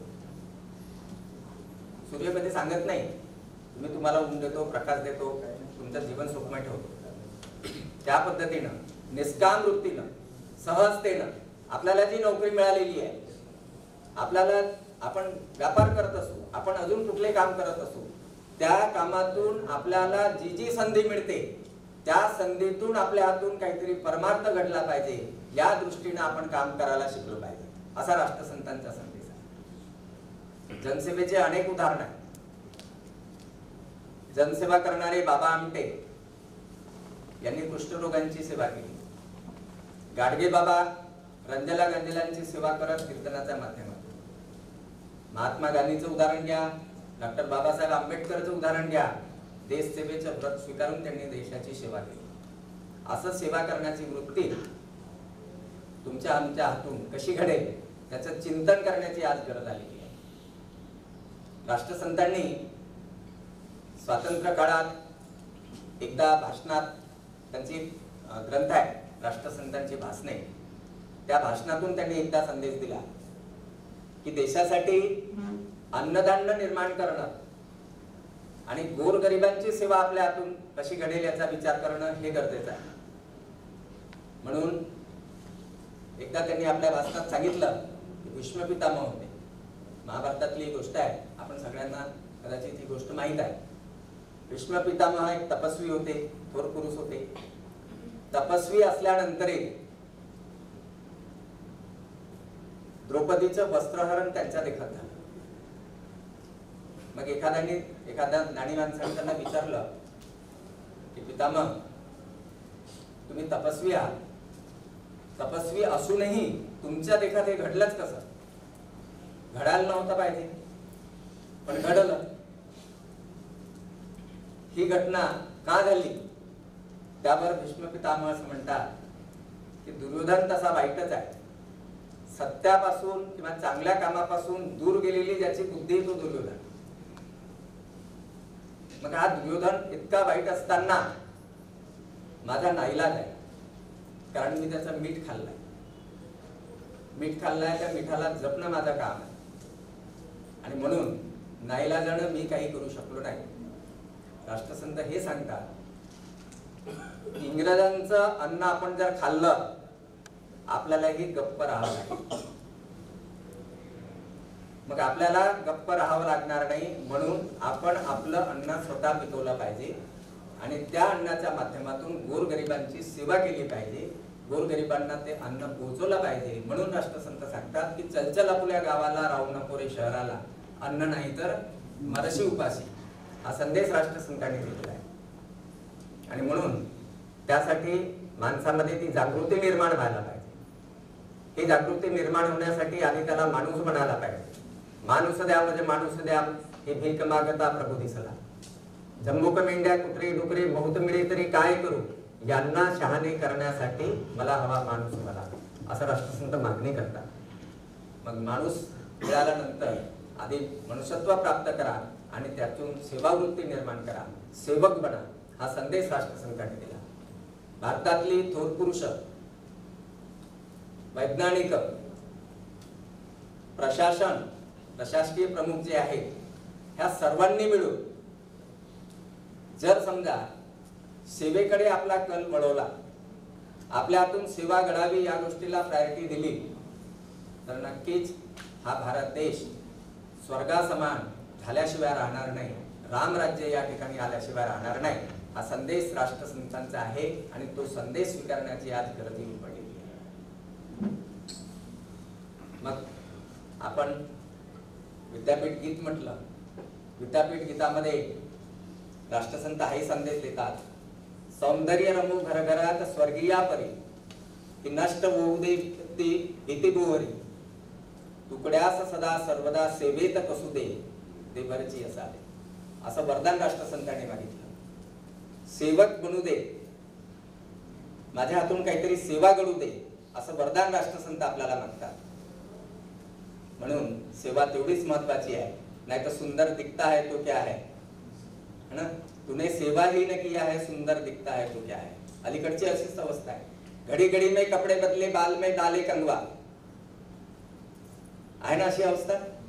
मग या अवस्थेतून कुठून तरी आपण सेवावृत्ती कशी घडेल, परमार्थ आपल्या हातून कसा घडेल, हा संदेश स्वीकारण्याची आज गरज येऊन ठेवलेली आहे. सेवा, संस्कार आणि शिक्षण, राष्ट्रसंतांच्या अनेक गोष्टी आहेत. आता हे सगळं करत असताना आपल्यावर संकटे येतात. घड्याळीकडे थोडस लक्ष आहे, काही लोकांचं इकडे लक्ष होतं, पण ऐसे न करावे भाषण जेणे उभगतील जन, ही राष्ट्रसंतांची सूचना आहे. त्याच्यामुळे वेळेचं नियोजनही पाळावं आणि आपलं मनोगत व्यक्त करावं. फक्त राष्ट्रसंतांचा संदेश तुमच्यापर्यंत कसा पोहोचेल आणि ती काहीतरी याच्यातून आपण शिकून गेलं म्हणजे जयंती साजरी केल्यासारखं होईल, ती ग्रामजयंती ग्रामोन्नतीसाठी कशी उपयोगी पडेल, हाच संदेश देण्याचा एक मानस आहे. हे सगळं करत असताना आपल्यावर अनेक संकट येतात. आजच आम्ही संकट अनुभवलो. निसर्गाचा पाऊस आला, वेळेवर आमची गाडी येऊ शकली नाही आणि माणसाला सुविधा असलं की नाही मग चुकतं. विद्यापीठाकडून गाडी येणार होती कुलगुरू साहेब, त्याच्यामुळे आम्हाला उशीर झाला. समजा ती गाडी नसती आली आम्ही वेळेच्या आतच पोहोचलो. कारण नियोजन होतं, गमतीची गोष्ट म्हणून नाही, पण अशी संकट येतात. पण याच्यातून मार्ग काढायचे असतात. कुठला तरी मार्ग आपण काढायला पाहिजे. मग संकट तसं प्रत्येक जीवनात येणारच आहे आणि संकटातूनच लोक मोठे होतात. जे महान पुरुष झाले ते हे संकटावर मात करूनच झाले. त्या दृष्टीनं राष्ट्रसंत ग्रामगीतेत सांगतात आहे, सत्य आणि असत्य ह्या दोन बाजू आहेत. सत्य पडता है कमजोर, म्हणून असत्य होई सुरजोर. यास्तव सत्याशी करावे कठोर, सामर्थ्यशाली सेवे. आपली सेवेनं ताकदीनं आपण जर सेवा केली आणि असत्यापुढे सत्याचा चालावं अशी कास धरली तर नक्कीच आपला कुठंतरी एक धैर्य मिळेल. संकटांना धैर्यानं तोंड द्यावं लागतं. किती आव्हानं आली, राष्ट्रसंत पुन्हा सांगतात, ईश्वर सेवाची ग्रामसेवा. आणि पुढे सांगतात की काही असुरही असती गावा यत्न भंग करा. चांगल्या कामात विघ्न टाकणारे विघ्न संतोषी लोक तुमच्या अवतीभोवती राहणारच. आणि ही व्यक्ती याच्यात वरही मात करण्यासाठी राष्ट्रसंत आपल्याला सांगतात आहे की विरोध येता बसावे घरात, ऐसे नोहे सेवेचे व्रत. गंगा घाबरती पाहुणी पर्वत, तरी सागरानं भेटली. गंगा नदी पर्वताला पाहून जर समजा थांबली असती तर सागरात मिळाली असती का? याच्यातून संदेश आपण घेतला पाहिजे की किती विरोध आला, किती संकट आले तरी त्याच्यावर मार्ग काढता आला पाहिजे. त्या अनुषंगाने एक गोष्ट सांगतो, फार जुनी गोष्ट आहे. एक सावकार होते, सावकाराकडून व्यापाऱ्याने कर्ज घेतलं. कर्ज घेतल्यानंतर त्याचा व्यवसाय काही खूप चांगला चालला नाही, मंदी आली वगैरे वगैरे. आणि त्या दृष्टीनं आता त्याची ऐपत कर्ज फेडण्याची राहिलीच नाही. कर्ज फेडण्यासाठी तो असमर्थ ठरायला लागला. सावकाराने रेटा लावला, माझं कर्ज परत झालं पाहिजे. पण हे सगळं करत असताना किंवा कर्ज देत असताना काही लोकांमध्ये अशी कुबुद्धी असते. व्यापाराकडे एक सुस्वरूप मुलगी होती. त्या मुलीकडे सावकाराचं लक्ष होतं आणि ही मुलगी आपल्याला मिळावी असा त्याचा कुठेतरी दुष्ट हेतू होता. म्हणून तुला जर कर्ज फेडता येत नसेल तर तुझ्या मुलीचं माझ्याशी लग्न लावून दे, ही मागणी त्यानं त्या व्यापारापुढे ठेवली. व्यापाराला वाटलं की बा हे नवीन संकट. मुलीशी चर्चा केली, मुलीचं एवढं मत नव्हतं, पण बापावर आलेलं संकट याच्यातून मार्ग काय काढायचा या विमर्शनेत ते पडले. असं करत असताना सावकारानं पुन्हा एक युक्ती सांगितली की बा तो चिंतेत आहे, तू हे करू शकणार नाही, तर तुला एक अजून युक्ती सांगतो. एक प्रयोग करूया आपण. एका पिशवीत नदी किनारी जाऊ, त्या ठिकाणले काळे आणि पांढरे असे दोन दगड घेऊ, ते दगड पिशवीत टाकू. समजा तुझ्या मुलीला हे दगड उचलायला सांगितले आणि त्यानंतर काळा दगड तिनं जर उचलला तर तिला माझ्याशी लग्न करावं लागेल आणि तुझं कर्ज माफ. समजा तिनं पांढरा दगड उचलला तर तिला लग्नही करावं लागणार नाही, तुझं कर्ज माफ. ही युक्ती व्यापाराला तर पटली आणि मुलीनेही विचार केला. मुलीनेही आता बापाला कुठंतरी कैद होऊ नये, त्याच्यावर जे संकट ओढवलंय त्याला सहाय्य केलं पाहिजे. सुशिक्षित आणि गुणी मुलगी होती, तिनं ते आव्हान स्वीकारलं. ते आव्हान स्वीकारलं. दुसऱ्या दिवशी नदी काठी सगळे गावकरी आणि सगळी मंडळी जमली. या मुलीचं आता काय होते आणि हा सावकार काय करून घेतो हे बघण्यासाठी सगळे नदी किनारी गेले. नदी काठी गेल्यानंतर सावकार थोडासा दुष्टबुद्धीचा होता. तू जर मला माझं कर्ज परत केलं नाही तर माझ्यासारखा दुष्ट मीच. ती दुष्टता काही त्याच्यातून गेली नाही. नदी किनारी गेल्यानंतर पिशवी दगड भरताना लोकांच्या नजरा चुकवून दोन्ही काळे दगड त्यानं पिशवीत टाकले. म्हणजे मुलगी आता उचले तर कोणता दगड उचलेल? काळच दगड उचलणार ना. या दुष्ट हेतूनं त्यांनी पिशवीत दोन्ही काळे दगड टाकले. पण मुलगी गुणी होती, ती सगळे निरखून पाहत होती. तिच्या लक्षात आलं की सावकारानं सगळ्यांच्या नजरा चुकवून दोन्ही काळे दगड पिशवीत भरलेले आहे. मुलगी खचली नाही. आता आपल्याला विचार असं होतो की मुलीने सर्वांसमोर सांगितलं असतं की दोन्ही दगड तिने काळे भरलेले आहे, त्याच्यामुळे याची ही अट मान्य करण्यासारखी नाही, किंवा अनेक प्रश्न असे डोक्यात येतात.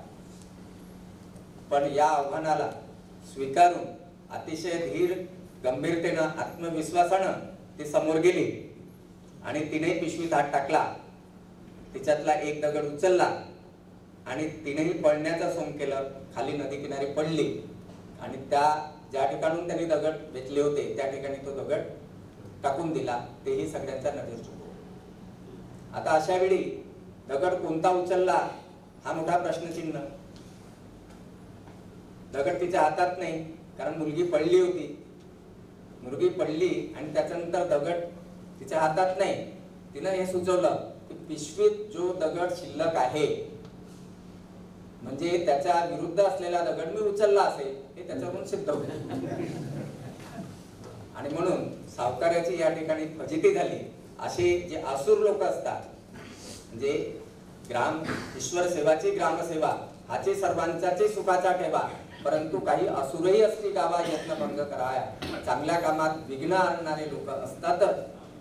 त्या विघ्न संतोषी लोकांचा आपण कसा सामना करायचा, हे आव्हान कसं स्वीकार करायचं. समाजात वावरताना अशी आव्हानं, अनेक अपमान, अनेक टीका आपल्यावर करतात. ह्या सगळ्यांचा सामना करण्याचं धैर्य राष्ट्रसंतांच्या या साहित्यातून आपल्याला मिळतं. अनेक उदाहरण म्हणून राष्ट्रसंत सांगतात की विरोध येता बसावे घरात, ऐसे नव्हे सोयीचे व्रत, गंगा घाबरती पाहुणी पर्वत, तरी सागरांना मिळते. हे सत्य स्वीकारण्याची. आणि कसं एकट्याचा नव्हे खेड म्हणून जमविला वेळ. मग समूहानं राष्ट्रसंत पुन्हा दुसरी सूचना करतात की ग्राम सुधारणेचा मूलमंत्र सज्जनाने व्हावे एकत्र, संघटना हेची शक्तीचे सूत्र, ग्रामराज्य निर्माण करी. हे ग्रामराज्य निर्माण करण्याची क्षमता तुमच्या आमच्यात सगळ्यामध्ये निर्माण हो, हे सदिच्छा या प्रसंगाने व्यक्त करतो. आणि विचारपीठाची रजा घेत असताना एका कवितेचा आठवलेला ओवी तुमच्या समोर ठेवतो. लहरों से डरकर नौका पार नहीं होती, कोशिश करने वालों की हार नहीं. नन्ही चींटी जब दाना लेकर चढ़ती है, चढ़ती दीवारों पर 100 बार फिसलती है. मन का विश्वास रगों पर साहस भरता है, चढ़कर गिरना गिरकर चढ़ना न करता है. आखिर उसकी मेहनत बेकार नहीं होती, कोशिश करने वालों की हार नहीं होती. डुबकिया सिंधु में गोताखोर लगाता है, जा जाकर खाली हाथ लौट कर आता है. मिलते नहीं सहज ही मोती पानी में, मिलते नहीं सहज ही मोती गहरे पानी में. बढ़ता दुगना उत्साह इसी हैरानी में, मुट्ठी उसकी खाली हर बार नहीं होती, कोशिश करने वालों की हार नहीं होती. असफलता एक चुनौती है, असफलता एक चुनौती है, इसे स्वीकार करो. क्या कमी रह गई देखो और सुधार करो. क्या कमी रह गई देखो और सुधार करो. जब तक न सफल हो नींद चैन को त्यागो तुम, संघर्ष का मैदान छोड़कर मत भागो तुम. कुछ किए बिना ही जय जयकार नहीं होती, कोशिश करने वालों की हार नहीं होती.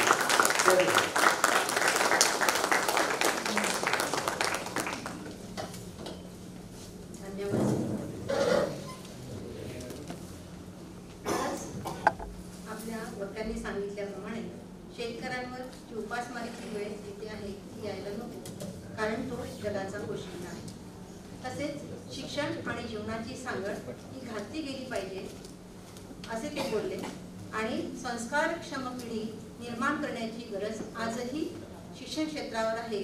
अगदी ते विचार आजही आवश्यक असेच आहेत. आणि त्यांनी म्हटल्याप्रमाणे आमचे कुलगुरू आजही सामाजिक समस्या सोडवण्यावर भर देतात. आणि आजही आपण सांगितलेल्या विचारांवर विद्यापीठ कार्य करत आहे असं मला सांगावंसं वाटतं. आपण सांगितलेल्या विचारांची आजही समाजाला आवश्यकता आहे आणि त्यासाठी विद्यापीठ कार्य करत राहील असं मी आपल्यास सांगू इच्छिते. आजच्या कार्यक्रमाचे अध्यक्ष कुलगुरू डॉक्टर सुभाष चौधरी सर यांना मी विनंती करते की त्यांनी अध्यक्षीय भाषण करावे.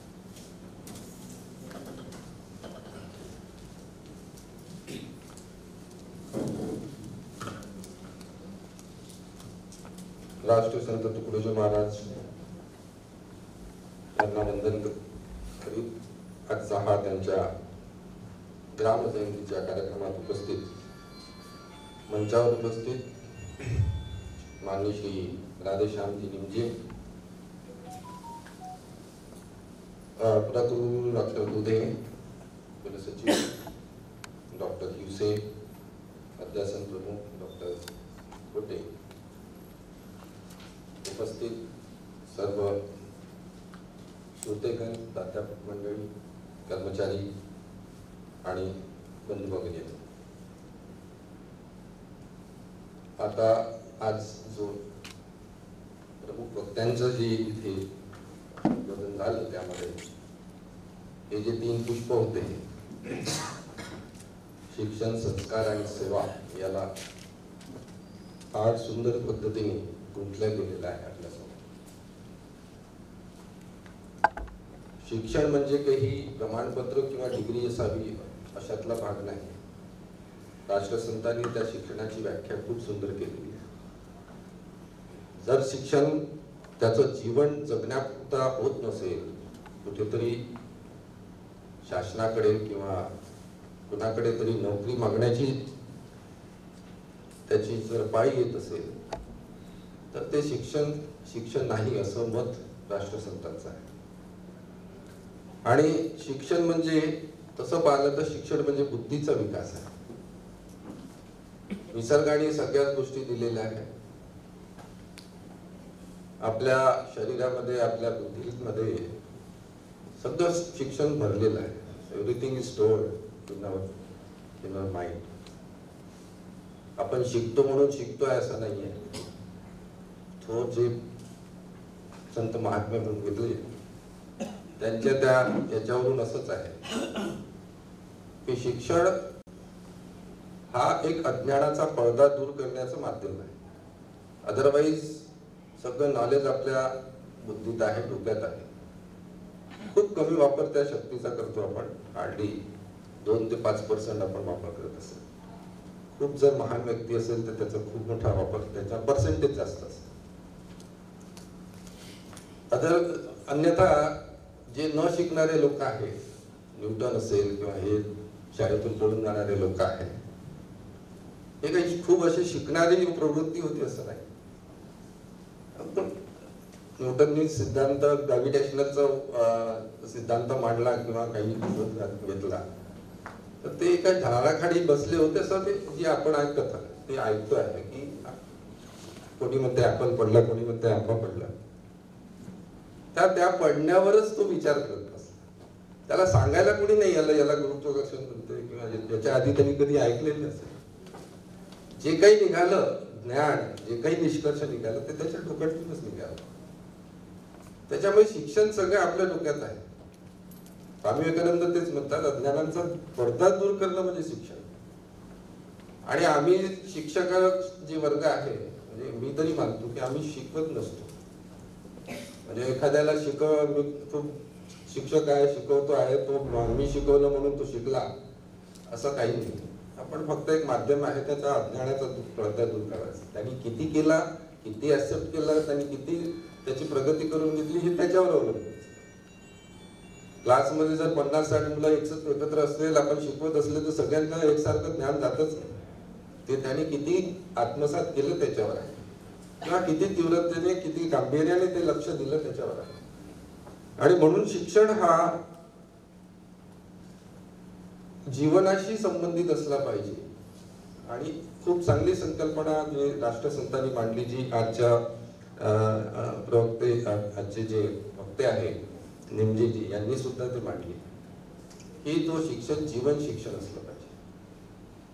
आणि म्हणूनच नागपूर विद्यापीठ ज्यावेळेला राष्ट्रसंत तुकडोजी महाराज हे नाव दिलं नागपूर विद्यापीठाला, मला वाटतं ते 2010च्या आसपास आहे.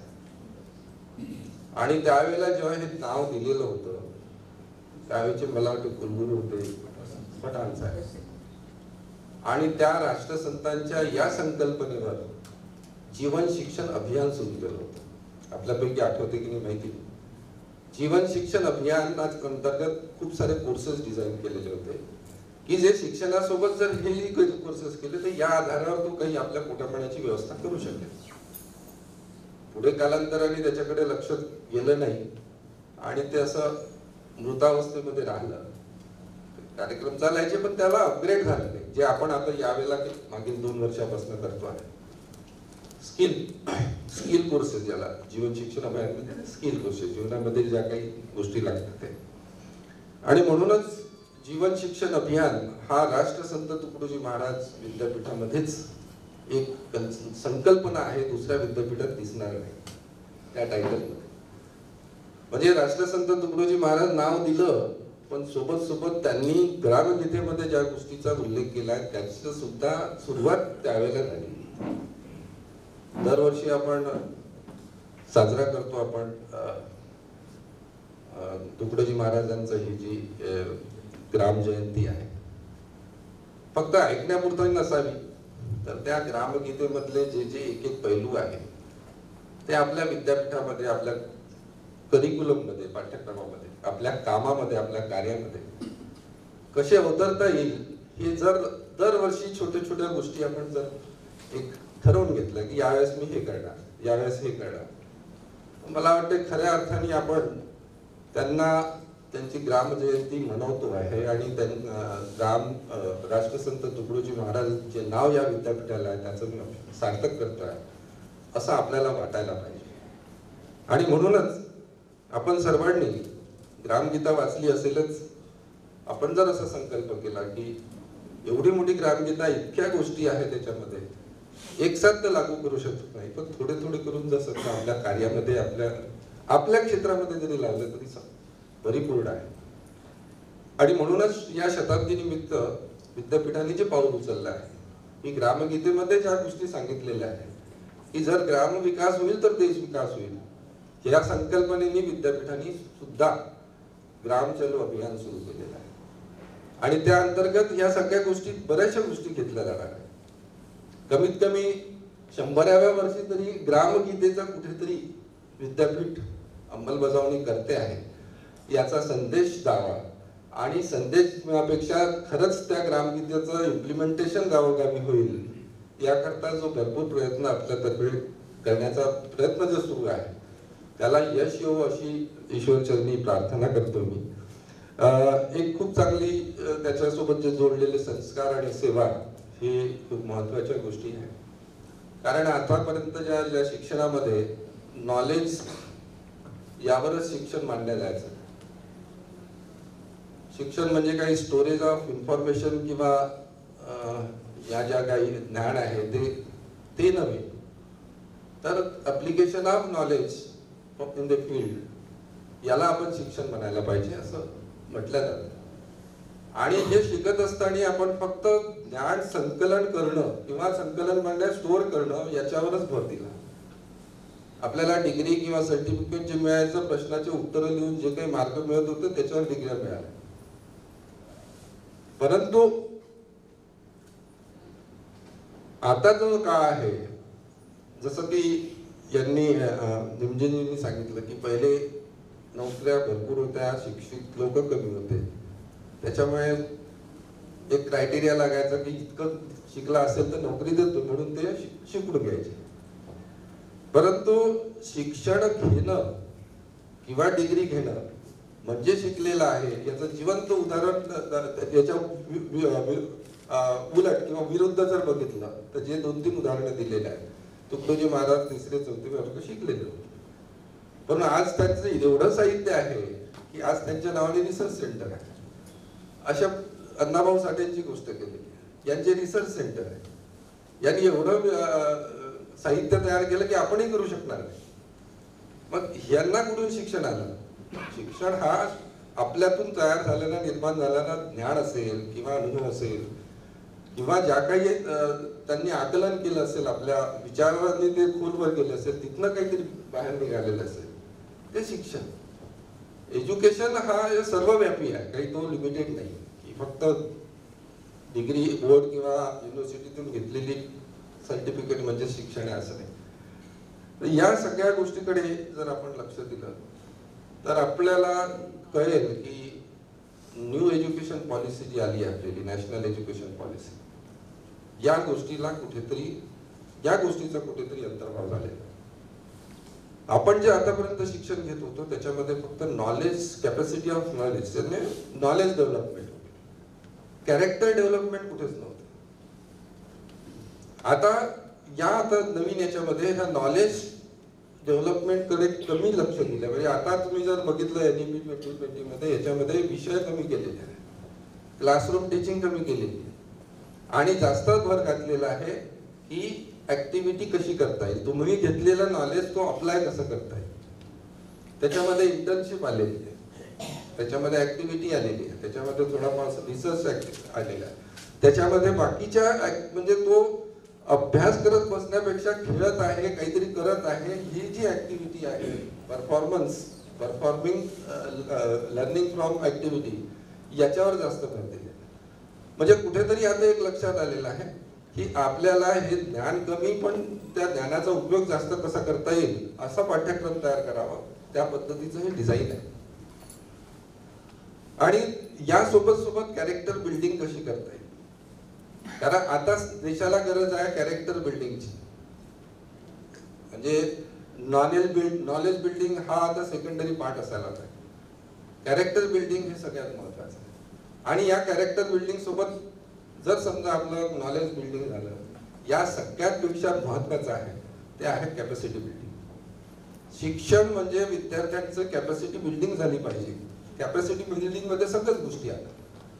तो स्वतःच्या पायावर उभा असणारा पाहिजे, त्याची संकलन म्हणजे अनालिसिस, एखाद्या गोष्टीचं आकलन करण्याची जी शक्ती आहे, त्याची जी करेज आहे किंवा कॉन्फिडन्स आहे, हे डेव्हलप होणं हे आता विद्यापीठ किंवा जे शिक्षण देणाऱ्या संस्था आहेत त्यांनी करायला पाहिजे.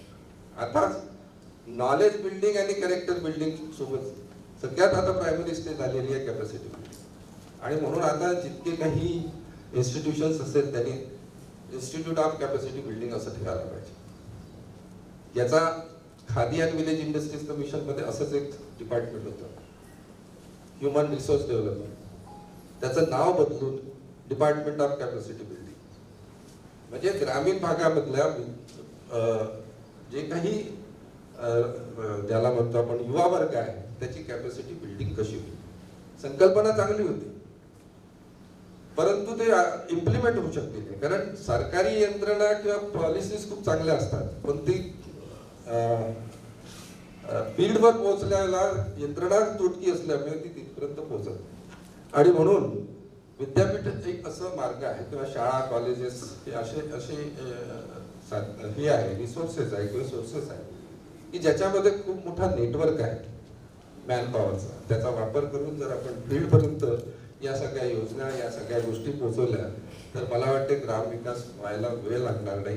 आणि विद्यापीठाने या 100व्या वर्षी ही संकल्पना हाती घेतलेली आहे आणि या माध्यमातून आपण शेवटल्या टोकापर्यंत आमच्या विद्यापीठात झालेला रिसर्च, दुसरीकडे झालेला रिसर्च, बऱ्याचशा ठिकाणी वेगवेगळ्या संस्थांनी केलेल्या ज्या काही टेक्नॉलॉजी डेव्हलप केलेल्या त्या तिथपर्यंत कशा पोहोचतील, तिथल्या युवकांची कॅपॅसिटी बिल्डिंग कशी होईल, त्यांचा रोजगार किंवा ज्याला म्हणतो आपण एम्प्लॉयमेंट जनरेशन कसं होईल, या सगळ्या गोष्टीचा कसं आपण विद्यापीठ सपोर्ट देऊ शकतो या मार्गाने आपण विचार करतो आहे.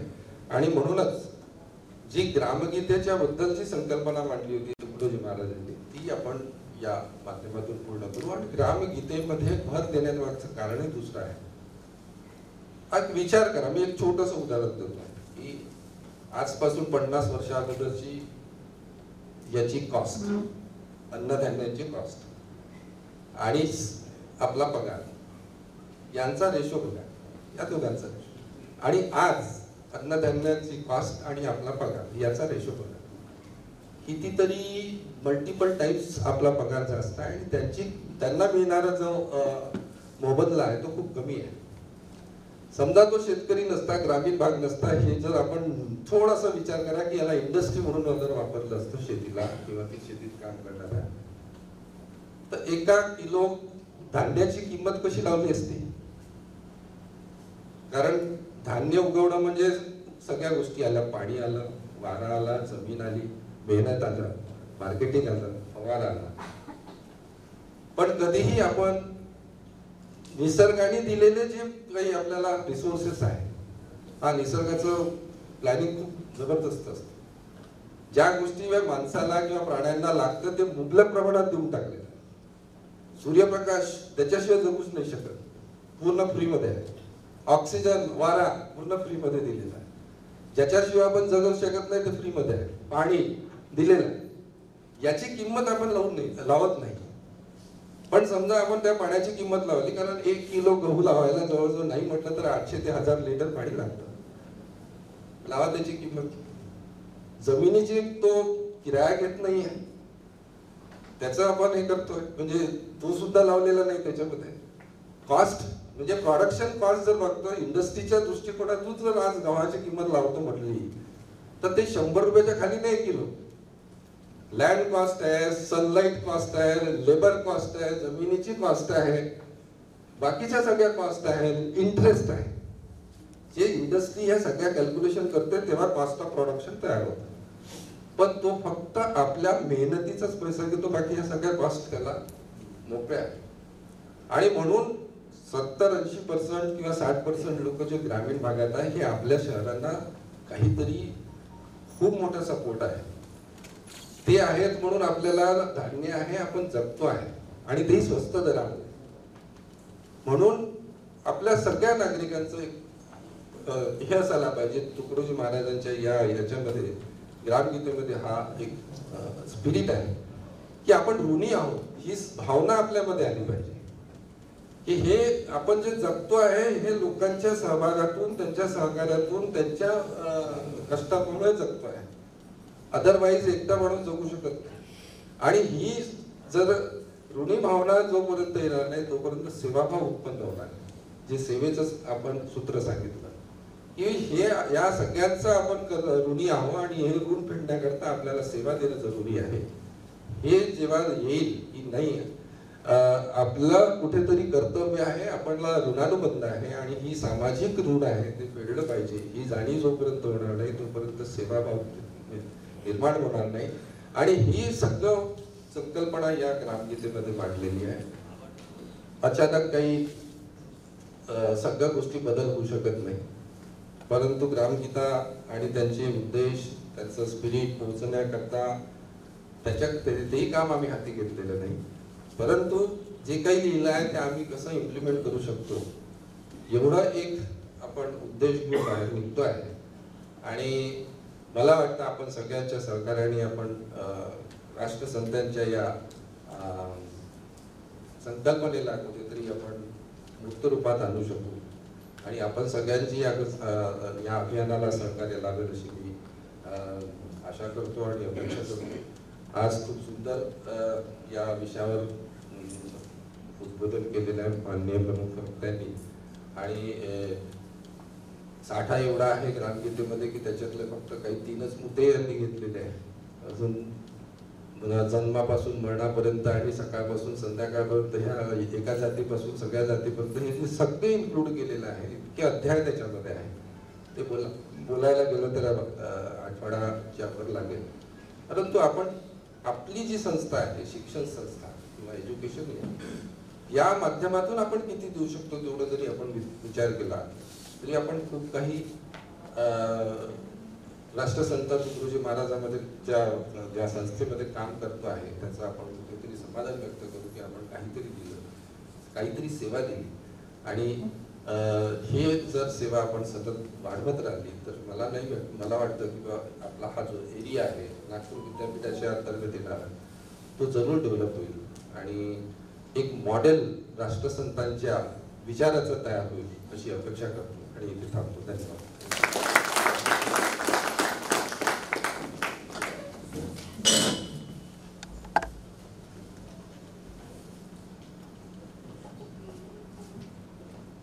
सरांनी सांगितल्याप्रमाणे शिक्षणाच्या माध्यमातून अज्ञान दूर करणे तसेच जीवन व शिक्षणाची सांगड घालण्याचे प्रयत्न विद्यापीठाच्या माध्यमातून सतत होत असतात.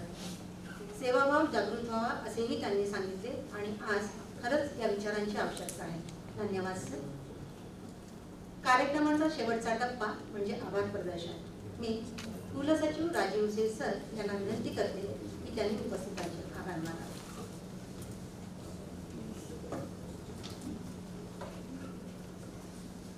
वंदनीय राष्ट्रसंत तुकडोजी महाराज जयंती निमित्त व्यासपीठावर उपस्थित असलेले विद्यापीठाचे सन्माननीय कुलगुरू डॉक्टर सुभाष चौधरी, राष्ट्रसंतांचे एकूण जीवन कार्यावळी सुविचार श्रोत्यांना पटवून देणारे आजच्या कार्यक्रमाचे प्रमुख पाहुणे माननीय श्री राधेश्याम निमजे, विद्यापीठाचे सन्माननीय कुलगुरू डॉक्टर संजय दुधे व उपस्थित सर्व मान्यवर, आपल्या विद्यापीठाचे राष्ट्रसंत तुकडोजी महाराज नागपूर विद्यापीठ असे नामकरण झाल्यापासून दरवर्षी राष्ट्रसंतांच्या जयंतीनिमित्त कार्यक्रमाचे आयोजन करण्यात येत असून राष्ट्रसंतांचे सुविचार श्रोत्यापर्यंत पोहोचविण्याचे कार्य विद्यापीठाद्वारे अविरतपणे करण्यात येत आहे. आजच्या जयंती कार्यक्रमामध्ये माननीय श्री राधेश्यामजी निमजे, ग्राम गीताचार्य नागपूर यांनी आज राष्ट्रसंतांच्या विचारांची आवश्यकता यावर आपले विचार मांडण्याकरिता विद्यापीठाचे निमंत्रण स्वीकारून आपल्या सर्वांना शिक्षण, संस्कार व सेवा या विषयावर वंदनीय राष्ट्रसंतांच्या विचाराबाबत मार्गदर्शन केले, त्याबद्दल मी त्यांचा मनस्वी आभारी आहे. यासोबतच मान्य कुलगुरूंनी अध्यक्षीय विचार मांडत आपले मनोगत व्यक्त करून आम्हा सर्वांना मार्गदर्शन केले, त्याबद्दल त्यांचे आभार मानणे मी माझे कर्तव्य. विद्यापीठाचे माननीय कुलगुरू डॉक्टर संजय दुधे यांनी आजच्या कार्यक्रमाच्या नियोजनामध्ये मोलाचे सहकार्य करून मार्गदर्शन केल्याबद्दल आणि आजच्या कार्यक्रमाला आवर्जून उपस्थित राहिल्याबद्दल मी त्यांचाही आभारी आहे. विद्यापीठाचे निमंत्रण स्वीकारून आजच्या वंदनीय राष्ट्रसंत तुकडोजी महाराज जयंती कार्यक्रमाला उपस्थित राहिल्याबद्दल विद्यापीठ प्राधिकारणीचे सदस्य, सर्व अधिष्ठाता, सर्व संचालक, विविध विभागांचे विभाग प्रमुख, सर्व उपासक, प्राध्यापक, अधिकारी, कर्मचारी व सर्व निमंत्रित श्रोत्यांचे मी विनम्रपणे आभार व्यक्त करतो. आजच्या विद्यापीठाच्या सर्व गतिविधींना न्याय देणारे पत्रकार बंधू व प्रसार माध्यमांचे प्रतिनिधी आवर्जून इथे उपस्थित आहेत, त्याबद्दल मी त्यांचे विद्यापीठातर्फे आभार मानतो. राष्ट्रसंत तुकडोजी महाराज अध्यासन प्रमुख डॉक्टर विजयलक्ष्मी थोटे यांनी आजच्या कार्यक्रमाचे सूत्रबद्ध संचालन करून आम्हाला सहकार्य केल्याबद्दल मी त्यांचाही मनपूर्वक आभारी आहे. कार्यक्रमाच्या आयोजनाकरिता प्रत्यक्ष अप्रत्यक्षरित्या ज्यांनी सहयोग दिला त्या सर्वांप्रती मी शतशः ऋणी आहे. धन्यवाद. जय गुरु.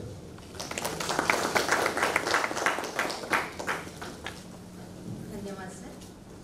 सभागृहातील सर्वांना मी विनंती करते की त्यांनी राष्ट्रगीतासाठी आवाज उचलावा.